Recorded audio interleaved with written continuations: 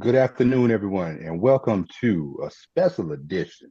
We took a break from 44 Stat today, so we're coming to you with our baby, our mother, the original, the She Good People episode podcast. And with me as usual, Antonio Brolon and West Coast Dave. Fellas, how's it going? Tell it, man. Man, Good, good, good. it's a little chilly down here in the south, bruh. I heard.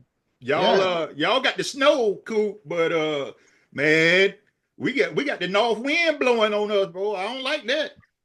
We do too. It's like 32, 33 out here. 38 the high today. So, somebody Yeah, turned the air off. Who got yeah. the Somebody turned most? the heat off too. Who got the most snow? Like anybody at the house or in Georgia? Man, we Wherever? ain't got nothing, man. We got a bunch of rain. Yeah, we got about 3 to 5. I say about three in some areas and five in some, but it wasn't too bad. I mean, the roads are clear, so they were prepared for it this time. Last time it shut the city down, but we good now. Well, they one thing they did, I know they did it around here. They pre-treated. Typically they Hmm. don't do that, so that helped out because it was real cold overnight. I think I got down to low 20s last night, but Yeah. they did that. Only places in South Carolina that got it was in the upstate. So uh, they did show. I did see uh, snow falling on Death Valley, so that's a beautiful thing as it is because you know how Death Valley is anyway. So For sure, for sure. Yeah, I remember I was up at Clemson when it snowed one time. It was a beautiful time, man. Tell you, nothing like it. all right, Yeah. so like we normally do to kick this off. We do the community focus on this one. We don't do it on 44 Stack, but we do it on She Good Peoples. And just want to bring this out. Two things. Uh, Shout out to the folks out in California. It is devastating to see what has happened to Los Angeles. Still Hmm. continuing to happen. And then what we've seen is people actually going out and starting fires. And I'm like, what are y'all doing? It's already a dangerous situation, but you going out here to set fires. Um, you have to wonder sometimes where we at, man. It's crazy. Yeah, that Oh yeah. and it's homeless people is what the whole thing Yeah. is. I Yeah. mean, I understand, you might be frustrated with life and whatever, but I mean, looking at the destruction that has happened this past week, it I mean, they have laid waste to Los Angeles, and it don't even look, inhabitable more so than anything else. And then you got to remember, a lot of these houses that burning up are were built before 1970, so you got a lot of asbestos in these Hmm. homes, and it has released it a toxic cloud over Los Angeles. And you know the air don't move anyway because it's Right. down in the valley. This is Yeah, gonna be far reaching, and this is gonna have an impact for years to come. for sure. What it was um when they how when they if most of the homes that were burnt up to were in the hills, if I'm correct, is like how far down to the heart of the city has it made? Like I'm They seeing it still up in the hills well, part. But this morning, there's a fire that is burning toward down toward the city. It's coming past Santa Monica, headed to Long Beach. okay. They are afraid that if it continues at that route, nothing's gonna stop it at all. And that's the crazy part. They still got 100-mile-an-hour winds out there, and then just Hmm. to see, where this situation, everything in Malibu and up in the Hollywood Hills, all of that has burnt. And then I saw the craziest thing yesterday. Everything in the neighborhood burnt except one house. And it's the craziest thing, man. It's like everything around it burnt up, but that one house wasn't touched. Hey man, if fire is Yeah, what I say, won't yeah. be water but fire next time. That's all I'm saying. Hey, cool. You ain't mistaken on that one there. All right. Hey. And one other thing, as because we probably won't do another SGP before this come up. We preparing for inauguration day. Uh, let me tell the folks that your candidate didn't win.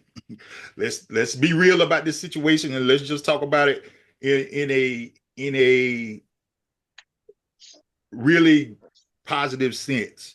Stop worrying. That's number one. What you worried about? You done had good presidents, you done had bad presidents, you done had all kind of craziness going on in the world. You ain't got nothing to worry about. If you was good when you had a good president, you gonna be good when you got this one. If you was bad, okay, ain't nobody gonna turn that around. These people have no power. Okay. You have to okay, Furious Styles. You have to Start teaching it, man. believe. You have to believe, okay? And the thing is, believe in yourself, okay? One person is not gonna make a change to everybody. Now they can't affect everybody, but one person ain't gonna make a change to what your daily lifestyle is. You're gonna have to be positive and continue to do that on your own. Nobody has control over you but you. And people Well, the need thing to about realize it, yeah, the biggest thing is we need to start worrying about things on a hyper local level. Once we take care of that, everything else will take care of itself. So I mean, that's what we need to do. I mean, that to start at your hometown. Yeah, Yep. start at your hometown and let it build from there. Yep. there you go. Y'all are on it today. All right. We've been sitting on this show for about 2 months. Want to kick it off right. We were a little slack. We started the new show, 44 Stack. This year it has been performing well. I'm so proud of this. But SGP is the baby that me and Kelsey birthed in the start. We brought Dave on now. He's part of the crew. This one here is purely about pop culture and music, the things that we love other than football and sports. We decided to do it like this, and this is gonna be real stupid. I'm just gonna go on and put it out there like that. I know this has potential to diverge in many different ways, and I say let's go for it. Yeah. And stay on track, something wrong. Yeah. What it is top 10 R&B singers of all time. And we're going to go from 10 to 1. Each one of us is going to reveal who is in that spot. Then we'll come at the end, get a consensus and put it in there. And then I will post the top 10 on the Facebook site, and y'all can look it over. Y'all can comment and do whatever you want to do on this once this is over with. All right. So, Dave, we're going to let you start it off, kick it off. Who is in your number 10 spot? So my number 10 spot is Alexander O'Neal. Ooh. Oh man. Ooh. We start like that? Okay. Yeah. So A. O'Neal, very underrated. Also, fact, well, kind of obscure fact. People don't know. You know, he played college ball, at Ole Miss. And then, played college football. That's why I don't know if you ever seen Alexander O'Neal. He got some size. Oh, he was big. I knew that. And I think he made it to the combine or something, maybe the NFL. Well, anyway, he did play college ball. Then back then, you know how it was. It wasn't NIL and lucrative. So if you ain't make it, even if you made it, you had to get a job. But the hits that he had, All True Man, Sunshine, his team up partner, his Tammy Terrell was Sherelle. They came together and made some all-time classics. So I got Alexander O'Neal as number 10 and just love the soul in his voice. And he made it, he broke through without the PR machine that you usually get. He started, Mississippi and had to work his way through and got where he did. So number 10 now is A. O'Neal. I hear you, bro. I hear you. Cool. What you got, bro? I got Tank as my number 10. Oh, I deserve. Yeah. Because I mean, in a world of music where is female dominated, he always comes through with an anthem here or there. I mean, he started off singing background Virginia. Well, actually, he was a church kid. Came up in the church, then he went on tour singing background Virginia wine. A little known fact is on that song, "Come Over with Aaliyah," he's the one doing ad libs at the end. Um, and then you go on to his first single, Maybe I Deserve. During that time, that was the height of male vulnerability in music. So, that was the anthem. Then he kind of got shelved for a while. And then he came back with Please Don't Go. That whole album, Sex, Love, and Pain, was pretty much, it was an underrated classic. I mean, from front to back, you can listen to it. My wedding song, I Hate You. He had some songs in there, kind of digging into the comedic side, but then, he kind of laid low for a while. Then he came back with When We, and he's been hitting ever since. So, and he's written some bangers for some other artists too. Marcus Houston's Naked, he wrote that. He wrote Omarion. Cass he's one of the few that can go in the studio by himself and come out with an album, play the music, instrumentation, all that. One of my favorites of his that he sings is a song. Y'all want to check it out if you get a chance. A song called "Take Me Away." All piano, just him just standing there flat footed singing with a young lady named Ashley J. Beautiful song, but I mean, to me, my number 10. All right. So we got Alexander O'Neal and Tate. I'm finna really set y'all off on a frenzy. My number 10, the lead singer, most dynamic voice of the group that I love more than anybody else, Jodeci, Mr. K.C. Haley. If you can't feel KC, bruh, I don't know what I don't know what to say for you.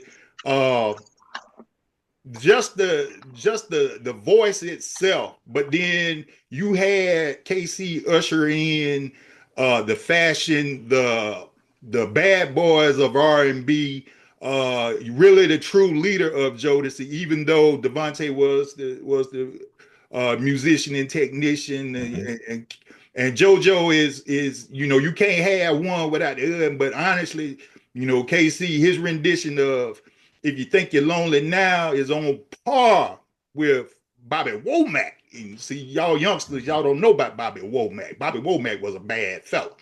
And then, but KC. What about Love Ballad too? Oh, yeah, I'm just saying, man. Who sang that? Yeah. But then when you look at it, them fools was in the desert, bro. In leather, wasn't sweating, and the opening verse of Cry For You is, it's been an hour since you've been gone. That's too long. Mm-hmm. So come back home. Bruh, that right there, if you don't feel that verse right there, you ain't gonna feel nothing else in your soul. Okay? Mm-hmm. And then the classic ad-libs of, ooh yeah, that's only KC Haley. Only KC Haley. So KC is my number 10. All right, Coop, who's your number 9? Shirley Murdoch. As we lay. That's all I gotta say. That's all I gotta say. I'm gonna leave it there. Oh, we're not separating the females from the males. No, bro. Woo. As we lay, still. Mm-hmm. Still is a banger. Yes, sir. Still is a banger. And now that one there got some soul behind it now. As We Lay will always, I can go along with that preeminent, started out in Zap, but her solo career is always, yeah. Boy, you can put a smile on my face with that one now. Got to, man. What? Yeah, Shirley don't get her props, man. I'm trying to tell you. Yeah. Hey, I still hear that. It's yeah. Ooh, you. Yeah. And if you got any 10s, 12s, or 15s in your car, that's on hit too. Oh yeah. They're taking it back. They're taking it back there, boy. That boy, you didn't put a smile on my face with that one. God, dog. All right, cool. Sir. All right, Dave. Who you got? Number 9. Now, number 9, since you told me we separate males from females, the rest of after this person, it might be all females because I don't know if I enjoy listening to cats singing to me. Because unlike Tank, I don't know if it's okay if I'm not that way if I just do it one time. So, number 9 for me. I just don't want that one, man. I just want to keep my theme going from our other podcast, and I want to bring over the sassiness. I gotta, Tank. We all know he's sassy. Because He it is. ain't okay to do it one time and think you are right. Number 9 is Mr. Keith Washington. Kissing You, and he made an episode, a full ass episode of Martin. And y'all know how I am about my sitcom. So, number 9, the whole first album, you can play every song. I mean, you just put that thing on play from beginning to end. Yeah.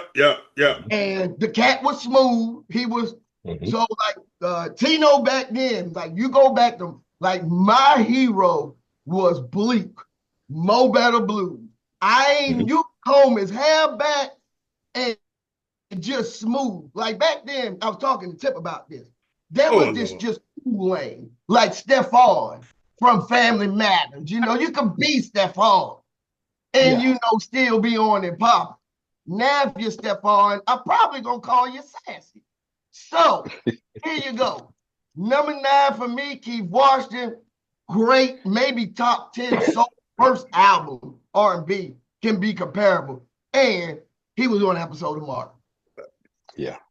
You cannot fight with an episode of Martin because that puts you in the upper echelon. That's the upper room right there when you get to Martin. Yeah. You know. Hey, side note, T, remember me and you watched the wedding together? The wedding was beautiful, man. The wedding was beautiful. Me and T watched the Gina and Martin get married in his living room that night. Yep. Yeah, because you know what tripped me out about that?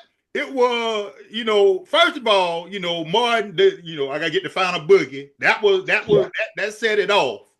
But then, you know, Martin kind of pissed me off about that whole situation because see, when he got engaged, you bring out Brian McKnight. You know what I'm saying? That was wrong. That was wrong. We can't compete with that.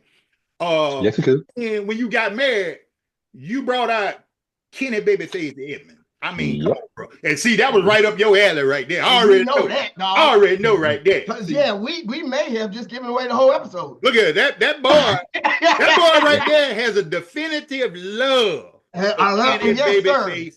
All right. Yeah. I know he on the list somewhere. Yes, I just don't know where. All right, my number 9. We're gonna go back old school because I grew up with my aunts and uncles. So I heard this. My mom, when she was alive, you know, I have an affinity for singers from the 50s and 60s. Plus, this man here, he is one of the forefathers of R&B, Mr. Sam Cooke. There is no way you can go over the accolades that this man has. His number 1 accolade may have been he was deemed the greatest singer in the world by the great Muhammad Ali, aka Cassius Clay. If you ever want to know how bad a man Sam Cooke was, look at the intro. It's not Sam Cooke, but there's a good likeness to him. Look at the intro of Ali the movie. That right there, them 9 minutes is all you need to know about how bad Sam Cooke was. Sam Cooke could bring you to your feet. Sam Cooke could take you to the altar. Sam Cooke could make you just fall out and say, ah. Sam Cooke is my number 9. All right. Dave, who your number 8, brother? Joe. Oh, man. Joe is my number 8. Woo! Okay. All right. Okay. Joe is 8. And the reason why Joe is 8, I'm like, T, my R&B is 80s. And you really probably topping out at 99. Because after that, because I know we have some, like even with, you know, some folks after that, like really, what's that guy's name? Kim. K-A-M. Yeah, Kim. I know, but on the real, I didn't listen to his stuff like that because I had really been, you know, that's not my, and so you got Joe there because the rest of the list is going to be that era that I consider my golden age. And so, but outside of that, Joe is my man. I mean, Joe, I don't even need stutter, the slow songs, big pun. I mean, he could do it all. He can give you some hip hop. He can give you some love. Like you said, he could beg, but he also could tell you what's going on. Joe is, and for Joe to even, again, it might seem disrespectful for him to be 8 to some folk, but if you know me, and if you know, like I said, my era is 80 to about that 95 to, and so for him to get there on this list, because when you hear the rest of them, it's going to be up that end. That to me is shout out to him because Joe's my man. I like it. Hey, I no qualms here, baby. No qualms here. Cool. Who you got, brother? Maxwell. Woo!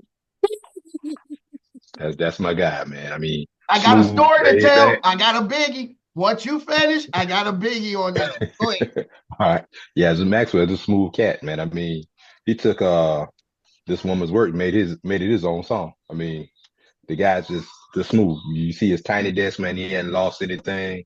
I mean, every album I've got front to back, never skip. I mean, that's all I can say about it. I mean, Maxwell's just the man, the smooth.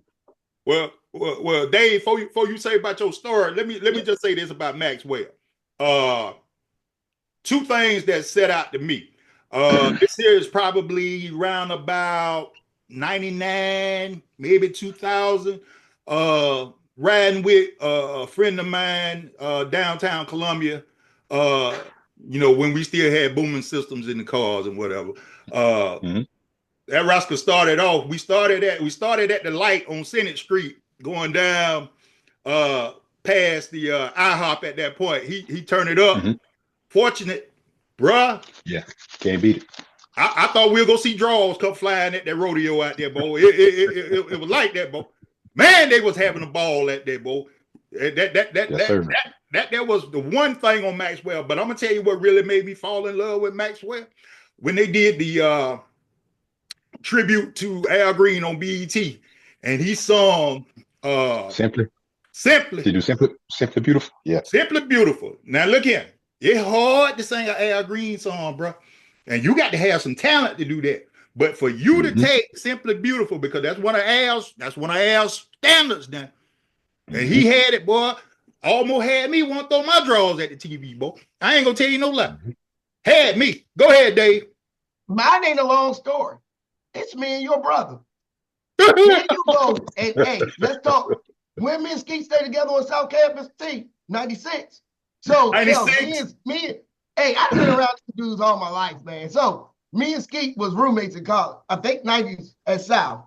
Yeah. Every morning. So, and you know how we was acting then. Every morning, me and Skeet got up, straight up, no matter who woke up first, playing Ascension, Cutie Pie.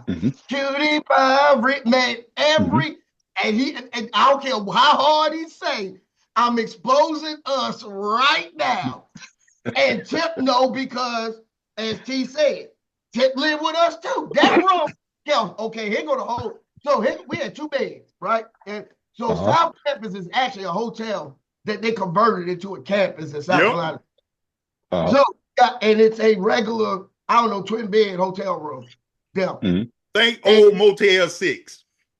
Okay, gotcha. So you on the one bed, you had me and my future wife, Tip. And a sleeping bag in the middle was Skeet, where he started. Daniel Graham had the bed, the second bed, because he was the one, you know how you got to do your whatever that is to get the room. And then Hunt took the long in the sleeping bed, and then you had the dresser in the TV. So we had 1, 2, 3, 4. And one time we had 6 people staying in that room. I have stayed in that room. Yeah, so has stayed in that room. Yeah, there you go. Hey, it got so bad because I got tired of the lock and the key. I just kicked the door in so we could just all start just going in. And this is when that is, them at the time. Yeah, so I just kicked the door in and we just said, here you go. Let's just walk in and out. But what? I'm gonna add one more thing to that just to make y'all fall out laughing. The first time I ever got shot at, I was at that room. Hey, anything liable going on that back road behind where that Motel 6 was. Let me just tell you, if you ever wanted to see some brothers look like Bo and Luke do, when them shots rang out, we jumped over the hood because we were like, oh. Oh, Yeah, but sleep. every morning, man, we woke up loud.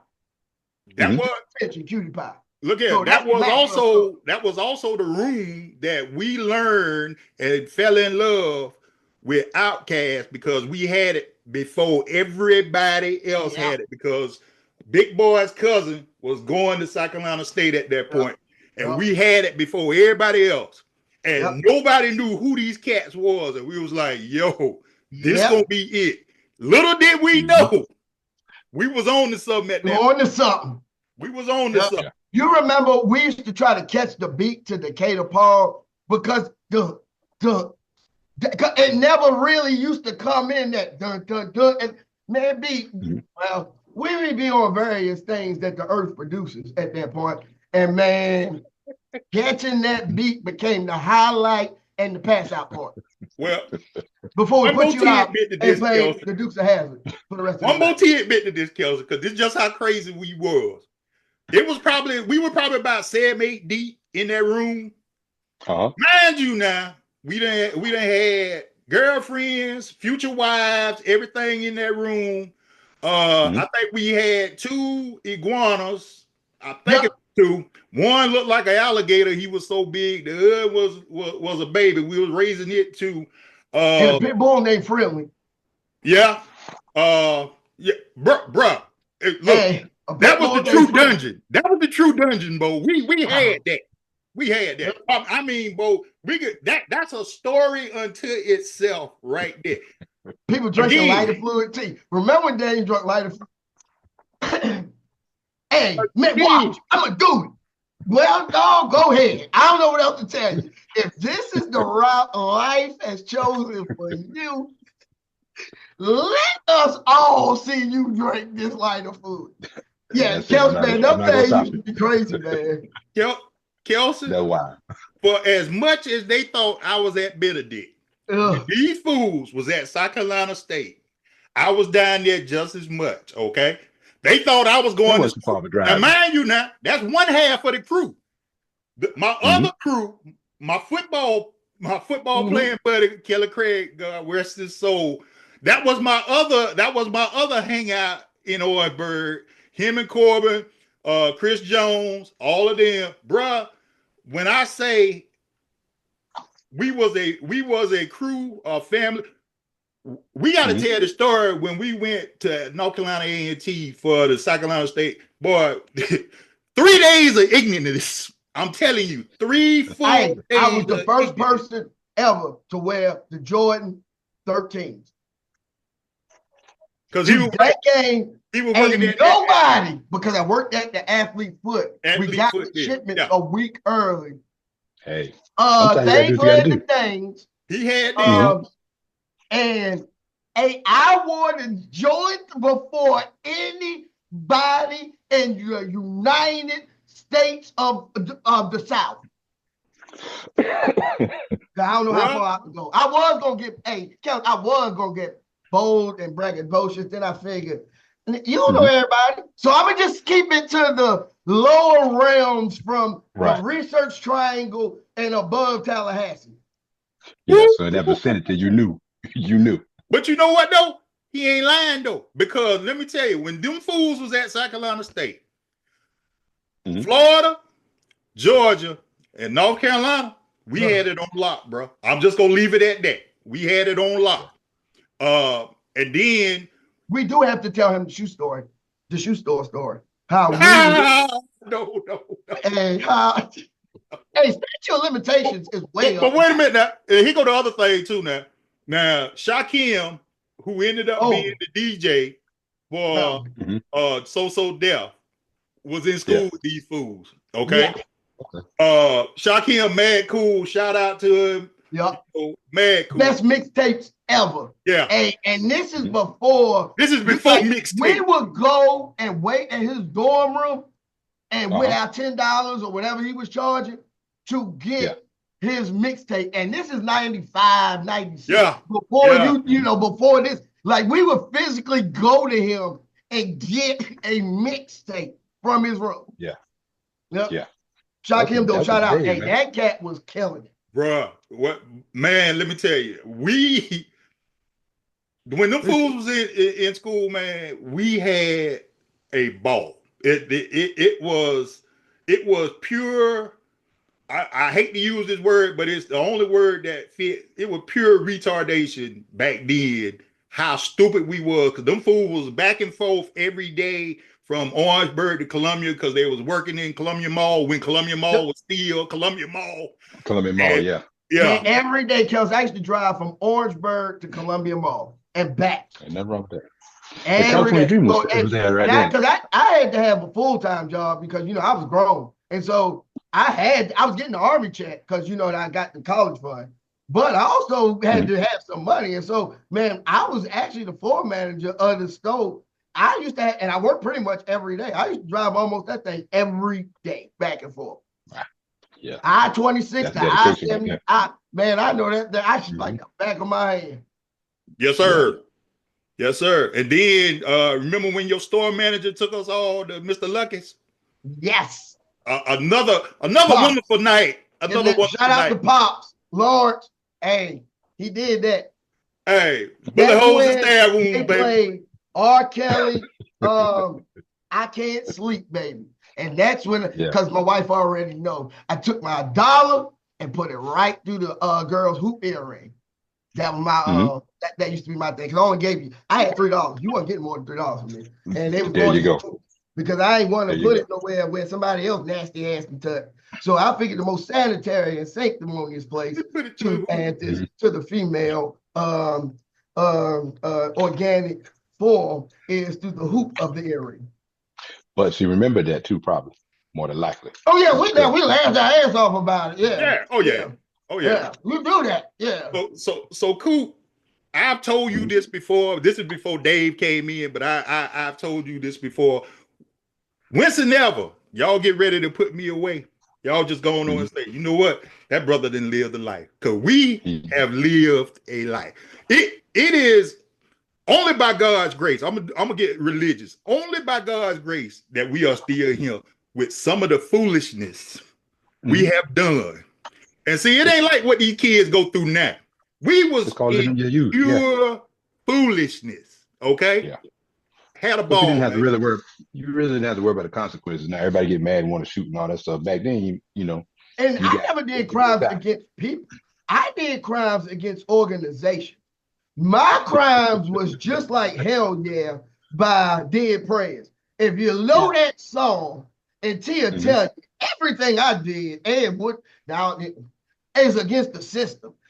And my stuff is when you want to go there, I got some things that I've never wanted to do anything to anybody. Mine has always been, like I said, go listen to Hell Yeah by Dead Prayers. If you know that, that is the one right there. When you say, hey, take the credit card, get about 3 weeks to get back. And I mean, I love that song, right? Because they are raw. And the remix with Jay-Z, Jay destroys that final verse. Because he making it such a way where he talk like they're trying to keep conscious rappers and the bling rappers from being together. And you know how witty he is. And he say, oh, what y'all gonna do now? We together on this one. And it's, conscious. But yeah, hey man, Hell Yeah. I know it's R&B. Shout out to Dead Prayers. Hell yeah. Because if you're gonna do crimes, young people, stop doing them to each other. The system is full of money. And I'm gonna leave it at that.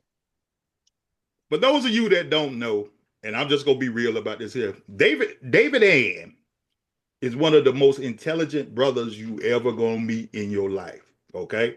All right. He is a special brother because he is hood to the day he died. But at the same time, this brother is one of the most intelligent people. He is Bill Gates type smart. Okay. Always been like that, which has been his downfall too, because he's always been like that. Okay. All right. He can project whatever is necessary. Dave can go anywhere in the world and be okay. Because that is how he is built. Now, case in point, I've always been the muscle of the group just because I'm big as the devil. So we've never had an issue, okay?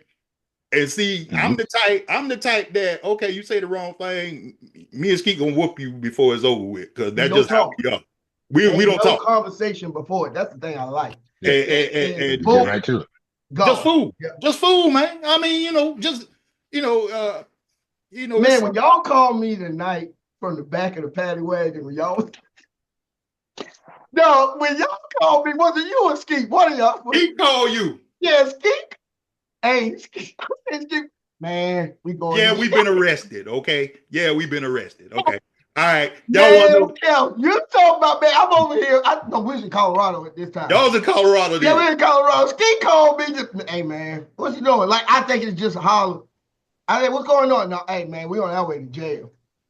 I said, wait. Oh, yeah, my brother right here beside me. Yeah, we about to get up in. I said, bruh, let me tell you how bad they did me. All right? Because I had showed out so bad, they put me in a cell by myself, bro. I don't need to say nothing else. Yeah, that's kind of rough. That was crazy. Man, they are headed to jail. We going to jail. And it was my birthday. Yeah, everybody, huh? Yeah. It was my birthday. Well, let's get to number 8 on mine. Yeah, let's get to number 8. Where we at? I told you this was gonna be retarded. Okay. Who we got now? I got number 8 for me. The lead singer, he's been in the game 65 years, man. Pretty Tony himself, Ronald Isley. Bruh, okay. There ain't another like him. Ain't there gonna be another like him. Y'all youngsters, y'all know him as Mr. Biggs, but I go all the way back to Shout. Okay? Mm-hmm. That's how far back I go. But let me tell you something. All you got to do is get the Isley Brothers' greatest hits, put that bad boy on, start riding. You'll understand exactly what we talking about. Oh, yeah. Breathing on a melody. Ooh, and with you. But you know what might be their greatest song? Might be Atlantis. That's true. So mine is Summer Breeze. Woo! And I'm gonna tell you what, because they are the original. Well, yeah, they're the original version. And the other version by Seals and Cross Summer Breeze, dog, those two, but Summer Breeze, because like you said, put the top down, you got one, roll them windows, and it's Summer Breeze. So yeah, mine's Summer Breeze for me on them. I do like it. Now that you put Atlantis in my head though, and staying because they hide it, the only he can do like that. Well, him and Philip Bailey can do like that. Yeah. That's it. Yeah. The other thing about it, and see, for those of you all that ain't old enough to understand this, we used to have big cars back in the day where you had to wind the window down. And when you wind the window down, and in the summertime, when it's about 9, Justin got dark, it's still hot. So you ride, you got your music turned up. That's how we used to roll. Put on old school R&B, and you watch how it just calms the mood of the community. Because ain't nobody gonna be like, y'all turn that music down. They gonna be like, boy, turn that up. Y'all don't know nothing about that. Y'all don't know nothing about that.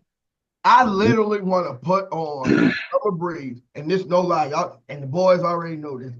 My kids, I only want 2 things from them. I want a F-250, and I want an 83 Cutlass on switches. I want it to bounce. I want a black 83 Cutlass on, and I might be too. I want a black 83 Cutlass on switches and an F-250. The model year or whatever year they decide, and an 83 Cutlass on switches. So that's because, man, if an 83 Cutlass ain't my favorite shit ever, excuse the language. Oh my goodness. Yep. Black 83 Cutlass switches. That's what I want. Yeah. I go with that. I'm looking at about a 78 or 79 LTD Thunderbird, something that just big for no reason. Yeah. Remember what was it? Baby Gray. Baby Gray. Yeah. Had a Grand Prix. Grand Prix. That's what it was about. They had a Grand Prix. We had the Gran Torino. We had the 77 Thunderbird, but my favorite was that 84 Buick Riviera. Had the Crust Velvet. Buick had so much ahead of their time. Yeah. That's a floater there. Yep. Yeah, My grandmama had a Coca-Cola. Roadmaster. Oh man, yeah, you She doing had the something. big. I remember me and Tip went to Baltimore, and she took us to church in Baltimore. In that Roadmaster. Well, my granddad was driving. Man, that thing looked like it was the big. And you know how the streets are in Baltimore. Like, and that thing took up the whole block. Looked like when we was going. Yeah. This is crazy. That was a limo. That was a limousine. Yep. That was. Oh, I mean, you turn the corner, you still on the other block. Yeah.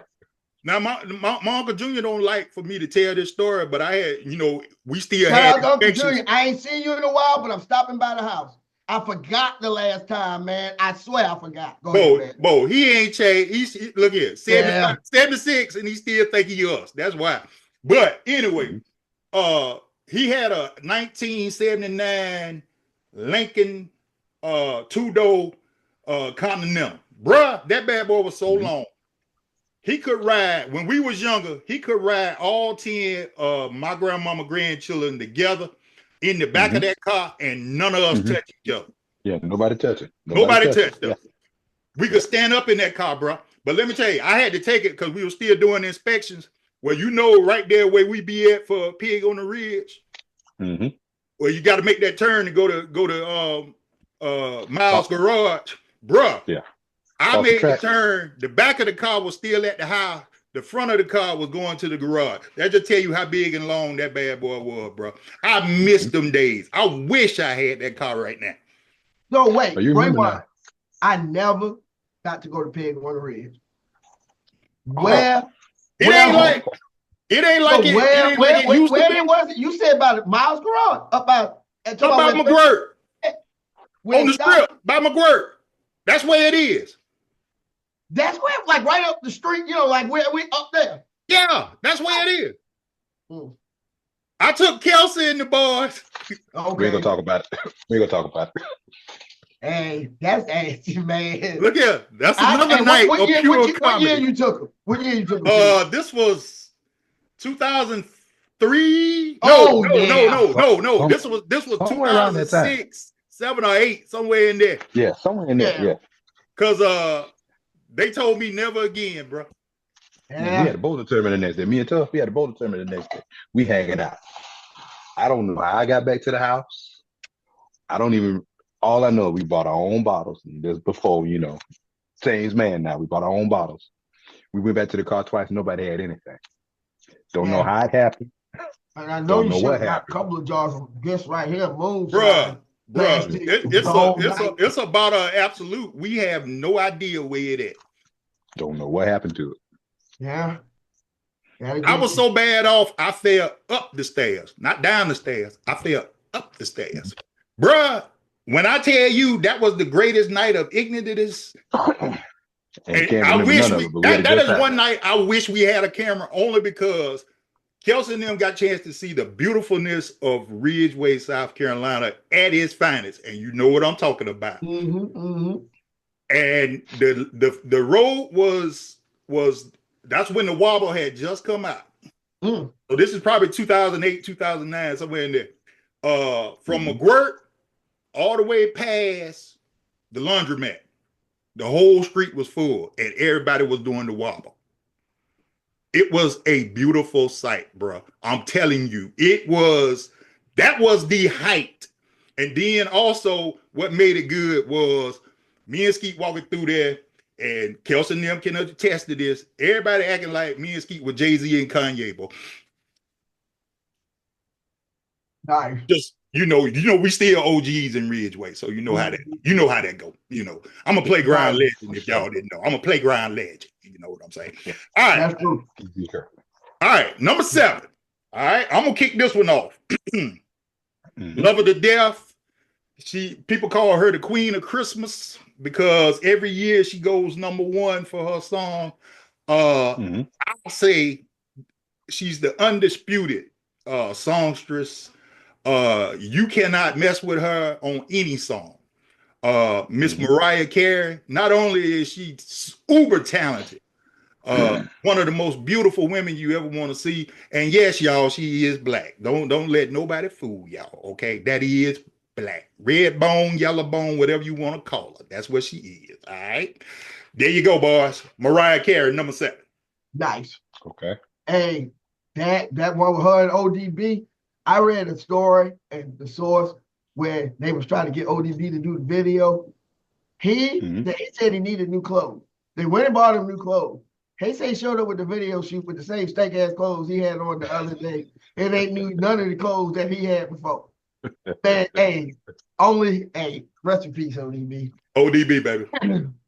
The one man army, a song. All right.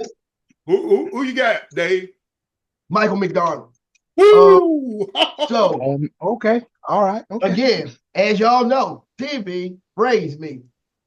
Gen X, shout out to the Latchkey kids. The episode of What's Happening. Yes, sir. They caught them doing, I guess would be the first black market, the bootleg stuff, right? Yeah. And Rerun had the tape recorder on this jacket, and the rest is history. But outside of that, the voice, there is nobody that sounds like Michael McDonald. And every song he gets in, he makes sound better. And when you hear him, you don't have to guess who it is. You don't have to. Everybody sing. And yeah, so Michael McDonald, Doobie Brother Michael, Solo Michael. Number 7 on my top R&B list, Michael McDonald. Yeah, him and Patty. On My Own is a classic. And unlike Whitney Houston, Michael McDonald is white. Yeah. Look here. If you didn't watch the other way, look here. On if you didn't watch What's Happening, you didn't know he was white. Exactly. That's true. Yep. All right. Who My you got? number 7. My number 7, I think it was taken from us a little too soon, for all we know. And a song for you, Donnie Hathaway. Just uber talented, just dealing with some demons, taken away from us a little too soon. But man, the man could stand flat-footed and out-sing anybody, man. I mean, just natural talent. Yes, sir. Yes, sir. And my favorite Christmas song is his Christmas song. This Christmas by Donnie Hathaway is my favorite Christmas song. Yeah. So yes, and song for you, man. I heard, like you said, could sing, but I was watching Apollo and heard Amateur Night. This dude, not nobody's Donnie Hathaway, but like rendition brought the crowd to tears. Doing songs for you. I mean, you had that hit and won like 6 weeks in a row. Yeah, that's a tough crowd. If you could do that, you can do that. Apollo crowd was. You can do that on the Apollo, bro. You doing something? Yeah, that's good right there. Now, I'm gonna say this here. Daughter. Layla, if you ever get a chance to see Layla in concert, go. Layla is his child, bro. I'm telling you, Layla has the most beautiful voice. And then on top of that, she ain't hard on the eye either, brother. No. I keep it real. Huh? And the thing about it, even with Layla, I mean, she said she respected her dad so much, she was afraid to sing the song. She finally sang it some years ago, but I mean, just she couldn't do it. I mean, she said she didn't want to even try because she couldn't do it any justice. But well, I mean, she's a monster too, though. Anytime you could sing a duet by yourself, you're nasty. That's all. You split your voice. I mean, I'm in full agreement with the Donnie Hathaway on that one. I like that. All right. Number 6. I'm gonna kick this one off, and I'm gonna blow y'all mind on this one. He was probably him because he was a member of the group LTD. But one of the greatest renditions of "On the Wings of Love." We remember we was in I think we was sophomores then, wasn't it? D? And old big boy that used to be on the band, he sung it and did justice by it, "On the Wings of Love," because we went to a black high school. If y'all didn't know, so music was talent at our school. If you could sing, play instruments or whatever, you were bigger than the football, basketball, baseball team. I'm just gonna be honest with you, because that's what we were known for back in the day. But we're gonna talk about Mr. Jeffrey Osborne, one of my favorite songs, "Right Back in Love Again." That if that don't make you move, bro, it's something wrong with you. Jeffrey is distinct. He kind of like Michael McDonald. When you hear Jeffrey, you already know it's Jeffrey. You know what I mean? Would you woo woo woo? Hey, woo woo woo woo. Hey, Jeffrey Osborne. He's been it for me. Yeah, I'm gonna tell you a little secret about Jeffrey Osborne. The Love Ballad, one take. He recorded that in one take. But that's one of the greatest takes of all time, bro. Because I'm telling you right now, put that on. That is a Love Light in Flight standard. You got to hear that. You know what I'm saying? That's when we used to talk about love. That was my ringtone at one point. Hey, bro, that when you're talking about love, then now, you know, when you hear Jeffrey, that love, that. Yeah, for sure. All right, cool. Who you got number 6, baby?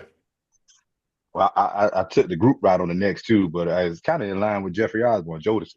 I mean, Casey and I didn't distinguish, I didn't separate them, but Casey and JoJo, they fed off each other. Like for all the reasons you said, Casey. I mean, it's been an hour since you've been gone, and then you realize on that album, you know, he followed that right back up with Phoenix, so that just let you know what was really going on.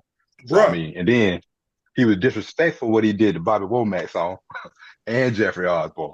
I mean, Jodeci as a whole. I mean, just probably the greatest 3-album run of all time.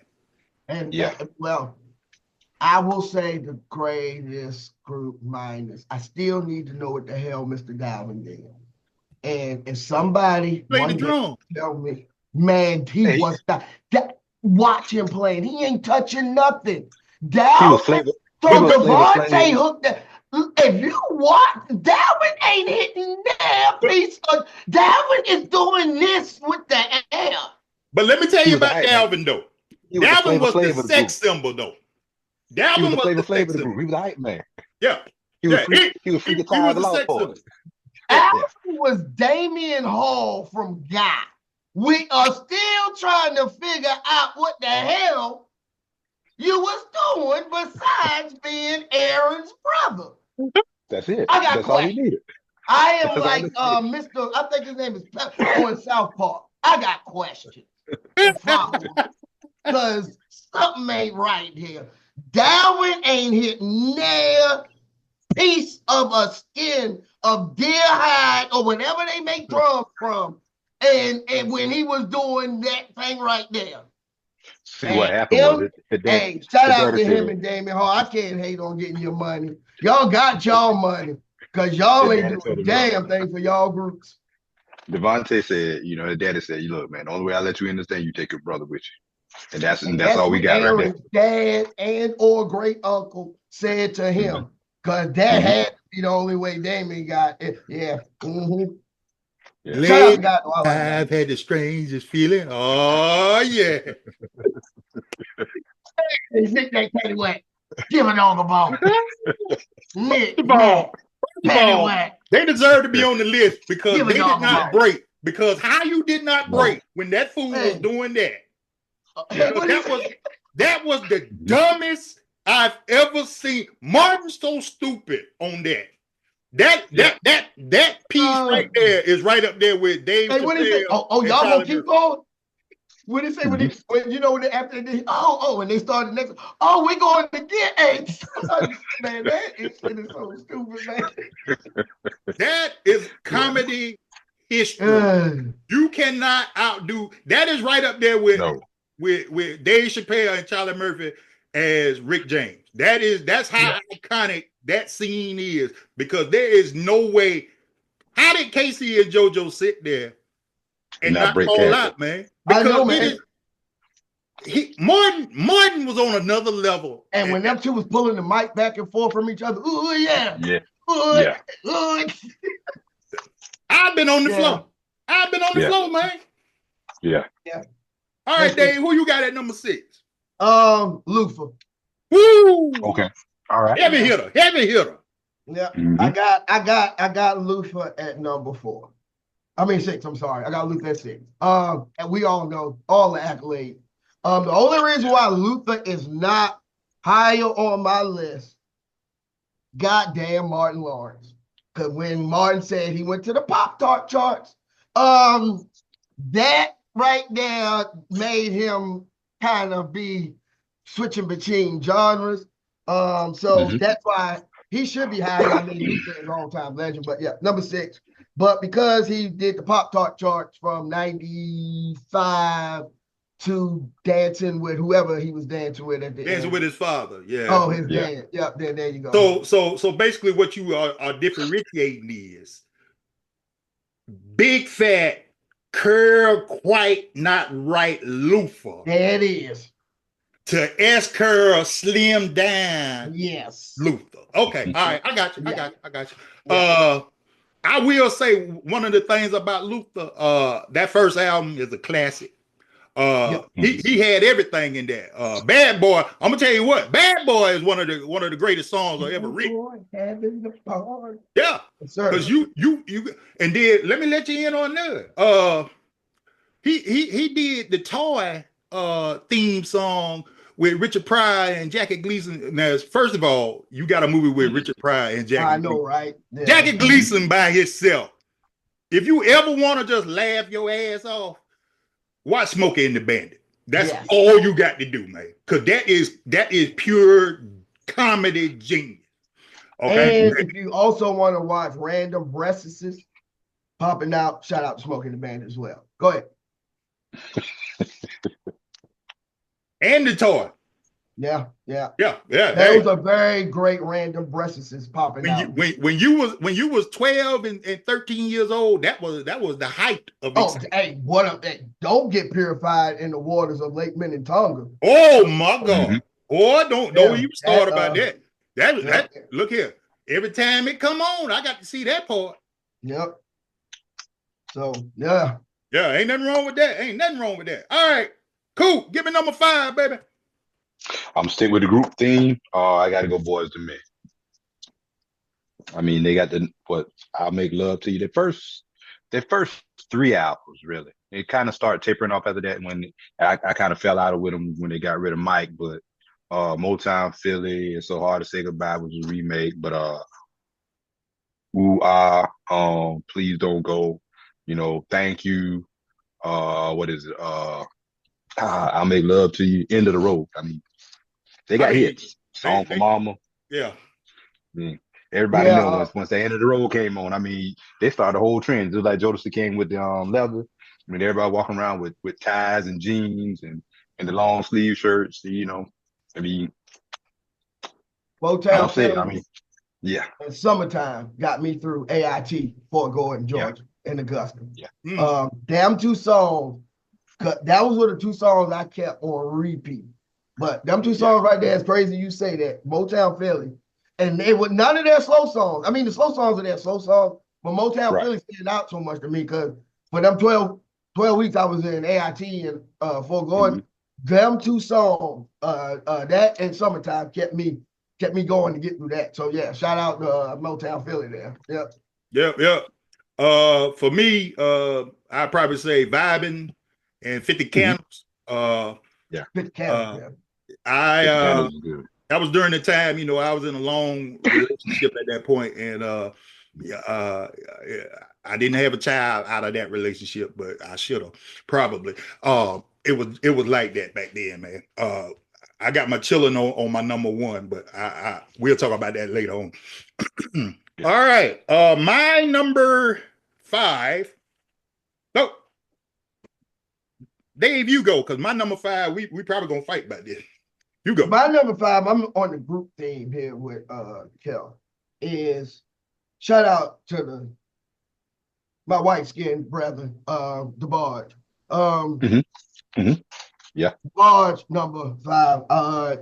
If you talk about an album that has been sampled so much in hip-hop, I mean, the first album, and all the songs, Time Will Reveal, Like, Dream, I mean, and then they also, because now I'm going to take it back to Switch, when you got James now. So all of the Debarges, every damn Debarge that was born, I think it's 37 of them. No. It's 37 of them. So whatever prime number in the 30s is the number of Debarges that are in the industry. And also, if you get a chance, y'all got to see the TV1 when they used to do the behind the music things, the Debarges, how they grew up, that was messed up. Their dad used to do to them. And number two, how Babyface described how they just used to fight each other up in the break room. Like they would literally break out into like fighting each other. Yeah, so the Rhythm of the Night with L and greatest martial arts movie. Yup, I'm disrespecting Bruce, but it's about my culture. Last Dragon. Yeah. So yeah, man. That's I got all of my white light-skinned brethren there with the Debarges. Yeah. All right. Yeah. And Bunny was fine. And Bunny was one of the true pioneers, bro. Because we was like, ooh. She was Pebbles before Pebble. Yep, sure was. There is no one now. I put this out the other day on my timeline. Switch. I call your name is one of the most sampled songs ever, and it's sampled not only in R&B, but it's sampled. That is the basis for a lot of hip hop songs. Yeah, because it is, and right now the reason why I say that is it's one of Kendrick and SZA's biggest songs right now, and they use that sample. Bobby Debarge was a force of nature. L. Debarge is a force of nature. Yeah, got to shout out to the Debarge family. It's messed up. Yeah, you should see the TV1. Oh man, it's messed up what they went through. It's no wonder they are the way they are, but God-given talent, y'all. God-given talent. My favorite Tupac song. Everybody has used exactly. Yeah. A dream. Yeah. Everybody has used it. Everybody samples. Yeah. Yep. I'm gonna tell you what. If you ever want to shut everybody up, put on All This Love and just start it off. Some problems. Yes. Everything will stop. Everything will stop when that come on. Hey, that and one last thing with that. If you play that and pass the Dutchie to the left hand side, them two songs go together so well. Just them two there. Yeah. And I think it came out about the same time. Yeah. Yeah, it should have been around about 80, 82, 83, somewhere in there. All right, my number 5 is the lead singer, one of the greatest entertainers that have ever graced the earth.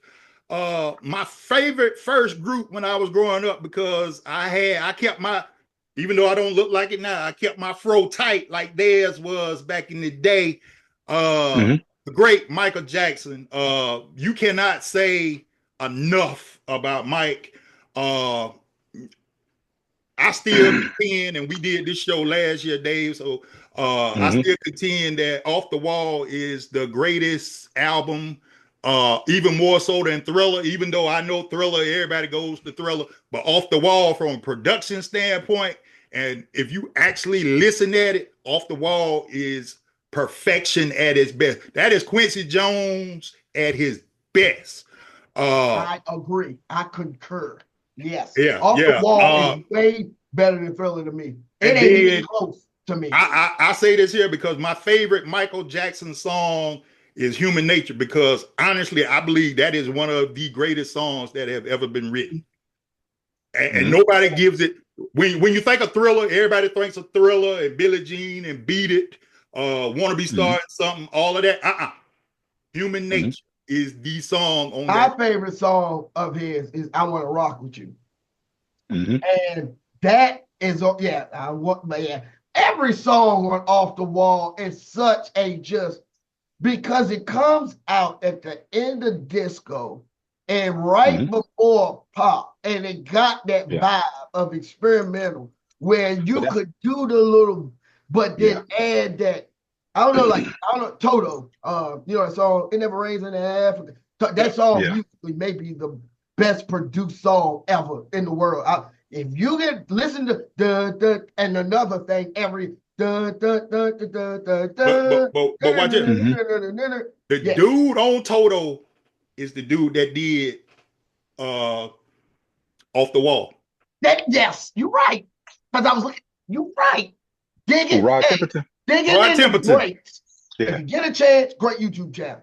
Talk about stuff like that. Rod Templeton. Yeah.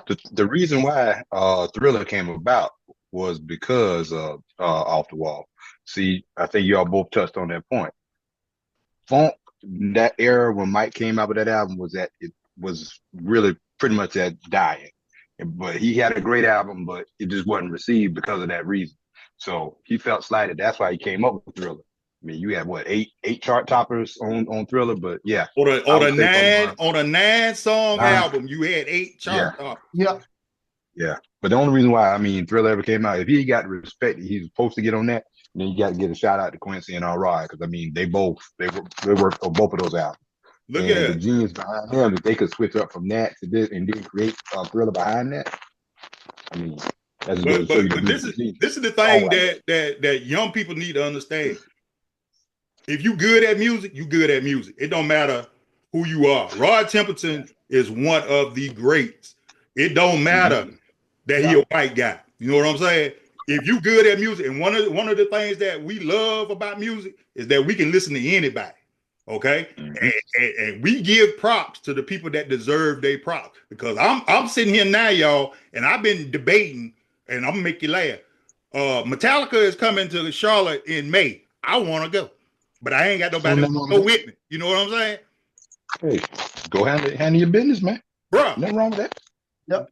Metallica, if you just listen to the music, and one of the things I respect about James and Lars said they wanted to work with, if they had the opportunity to work with one producer, who would it be? Guess who they said?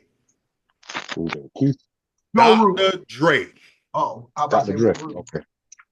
That right there, I just threw my hands up. I said, see, y'all know music. Y'all know music. If you want to work with Dre, you know music. Leave it at that. All right, I'm going to kick out number 4. And this is going to blow your mind now because we've been hearing him all our lives because you do not grow up in a black household. And if you have not heard this man, something wrong with you. The great Teddy P. Oh, yeah. Okay. Turn them off. Okay. If you go all the way back, Teddy is so good, we don't even know who Harold Melvin is, bro. I'm just going to be honest. We don't know who. I've never seen Harold Melvin. He might be on the group. I don't know. I've never seen him because it didn't matter. All you knew was Teddy Pendergrass. So I got number 4 for me, Teddy Pendergrass. If you want to go to Harold Melvin and the Blue Notes, you don't have no songs if Teddy ain't on Harold Melvin and the Blue Notes. And then when Teddy broke off and went on his own, baby making music. It's some of y'all that are born between 78 and 82. That's how y'all got him. Yeah. Then my favorite Teddy P song was "And If I Had." That's a beautiful song. Beautiful song. But yeah, Teddy's that man for sure. Yeah. And another one, you know it's him when he opens his mouth. Yeah. Exactly. Yeah. You're exactly right. You're exactly right, brother. All right, Dave, who you got? Number 4, like you said, staying on that theme of respecting who's the best. 4 Hall & Oates. Everything. I don't know if they even have a bad song. One on One. There's things that they have. Yeah, Hall & Oates, man, either. Yeah, I don't know if I can name. And then you can't name One on One is so close to me because you know I was in the late 80s in basketball. And they made that commercial with Mike and all of them. One on one, I wanna play. And all it was outtakes of cats getting dunked on, switched up. And that just stood out. And then Hall & Oates, Blue Eyed Soul, Philly. Hall & Oates is, hey, them boys. Now they beefing with each other. I don't know why. I don't know why they beefing, man. Yeah, I don't know why you beefing at this point. But yeah, Hall & Oates, Blue Eyed Soul, Philly's Finest. That's my number 4. I can't go for that. It's one of my. Oh man! And another music point. Quincy Jones called them and said Billie Jean's is a straight ripoff of I Can't Go For That. Yep. And they said we don't care because back then music was music. Music was music, baby. When you get a chance and you look that up, he called them and said, "I'm just going to use this," and they was like, "Cool, we straight," and they both were hits. So, like I say, it's money to be made. if cats Exactly. get a collective and stop all this Mhm. beefing. Just, Yeah. I mean, look, you got 2 #1 hits, and they shall be. Yeah, And you got to think about it like same. this too. There's only 12 notes in a music scale. And there's an See? infinite number of chords and all that stuff, but you bound to run into something that's going to sound like sooner or later. It is Now, what I've it been on the is. band, Kelsey, and they didn't even know what you just damn it said. Yeah. Shout out to the people who really know music and the imposters who just pick up cymbals and do what the hell ever they want to do. Hey, you had a Thank motive you, behind Kelsey. it, though. See, Hey, no problem. I should have been taught that, y'all. I had to learn this at the age of 51. Yeah. Shout out to all the teachers that Well, failed you me. got on the band. You got on the band only because everybody else was on the band. That's all. Yeah, I would have Hey, loved to know, though, that there's 12, like Kelsey said, but nobody ever wanted to tell you that. But I digress. Who's turn? But here go the thing. Let me drop this knowledge on you, okay? Because this come from Skeet. So again, these two were side by side on the band. All right. He playing snare, Dave playing cymbal. I used to be like, and Skeet actually could play football though. You know what I'm saying? He could play that snare though. But you know what? Skeet was nasty. Yeah, he was nasty on that snare.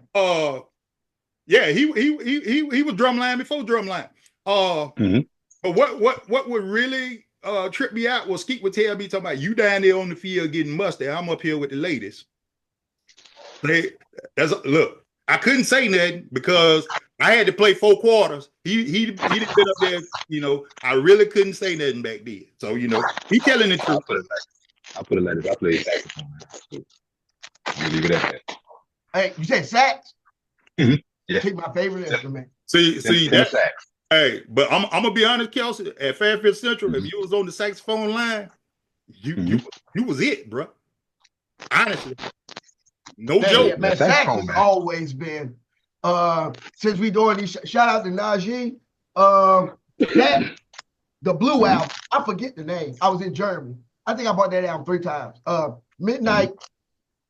It's Najee's solo album, 92. It's the Blue album. Like R. Kelly got a Blue album. Najee has a Blue album. It's that album.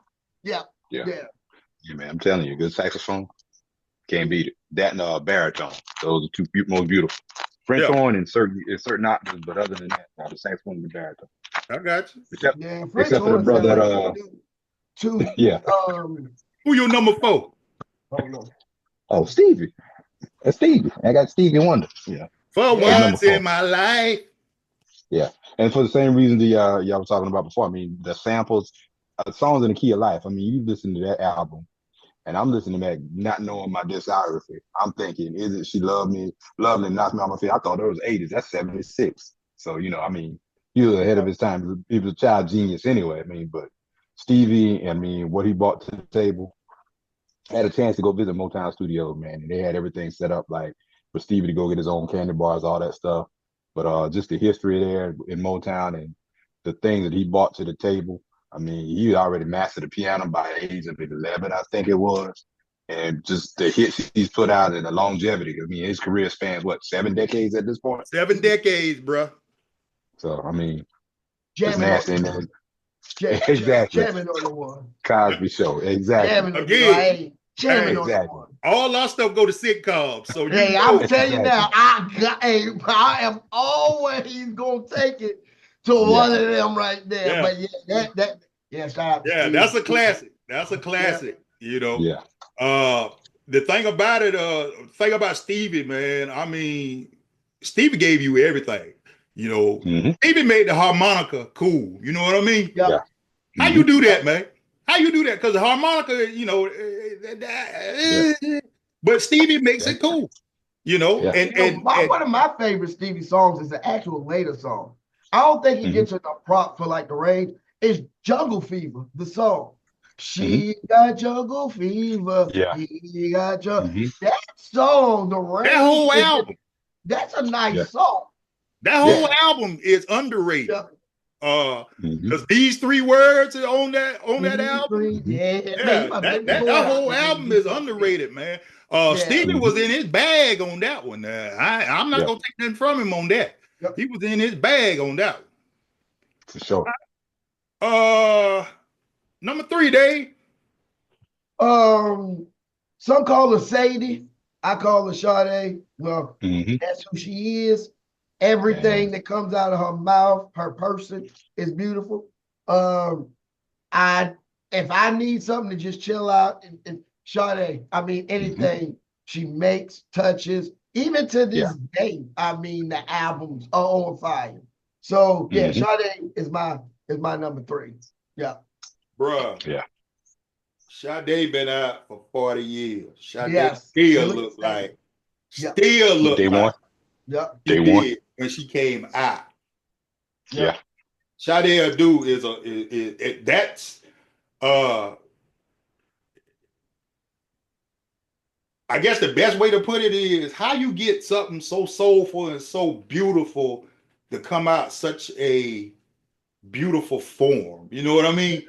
You know, this is a woman that don't have to do nothing to herself but get up in the morning, y'all. That's what Sade is, man.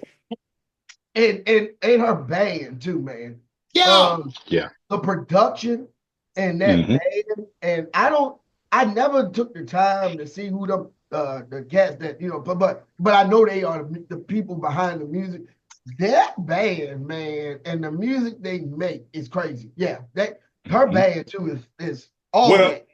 Yeah. I'm gonna tell you what I just found out, and this is I know music, but I just found out when she first came out, the band name was Sade, not her, even though that's her name. The band name was Sade. Wow. Okay. I just found that out. I'm like, hold up. Sade Adu is her name. Her name, yeah. The band was named Sade. So all of that go together. And also my second pick outside of for Storm, I don't know if she had, but that was my second pick for Storm. Because I think my first pick when it all came out was Naomi Campbell. Just because that was, and I'm saying not Naomi Campbell, but Naomi Campbell when the franchise started.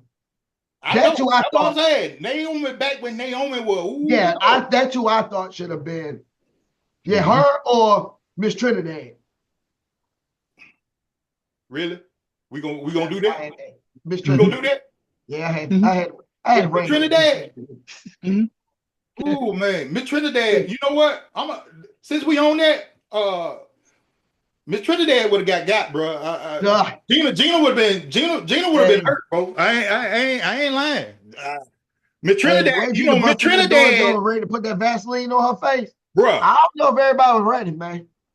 Miss Trinidad is like 75 years old, and Miss Trinidad is still like that's Miss Trinidad. You know what I mean? Yeah. Man, Beverly Johnson. Ooh, shout out to Beverly Johnson. Ooh, Lord. Beverly Johnson, Pam Grier, don't get me started. Thelma from Good Time, Lord have mercy. Jesus, Lord have mercy. Jesus, we're going to talk about that the other day. Coop, who you got for number 3? Coop that froze up photos, man. Coop froze. There you go. He back. Who you got number 3, brother?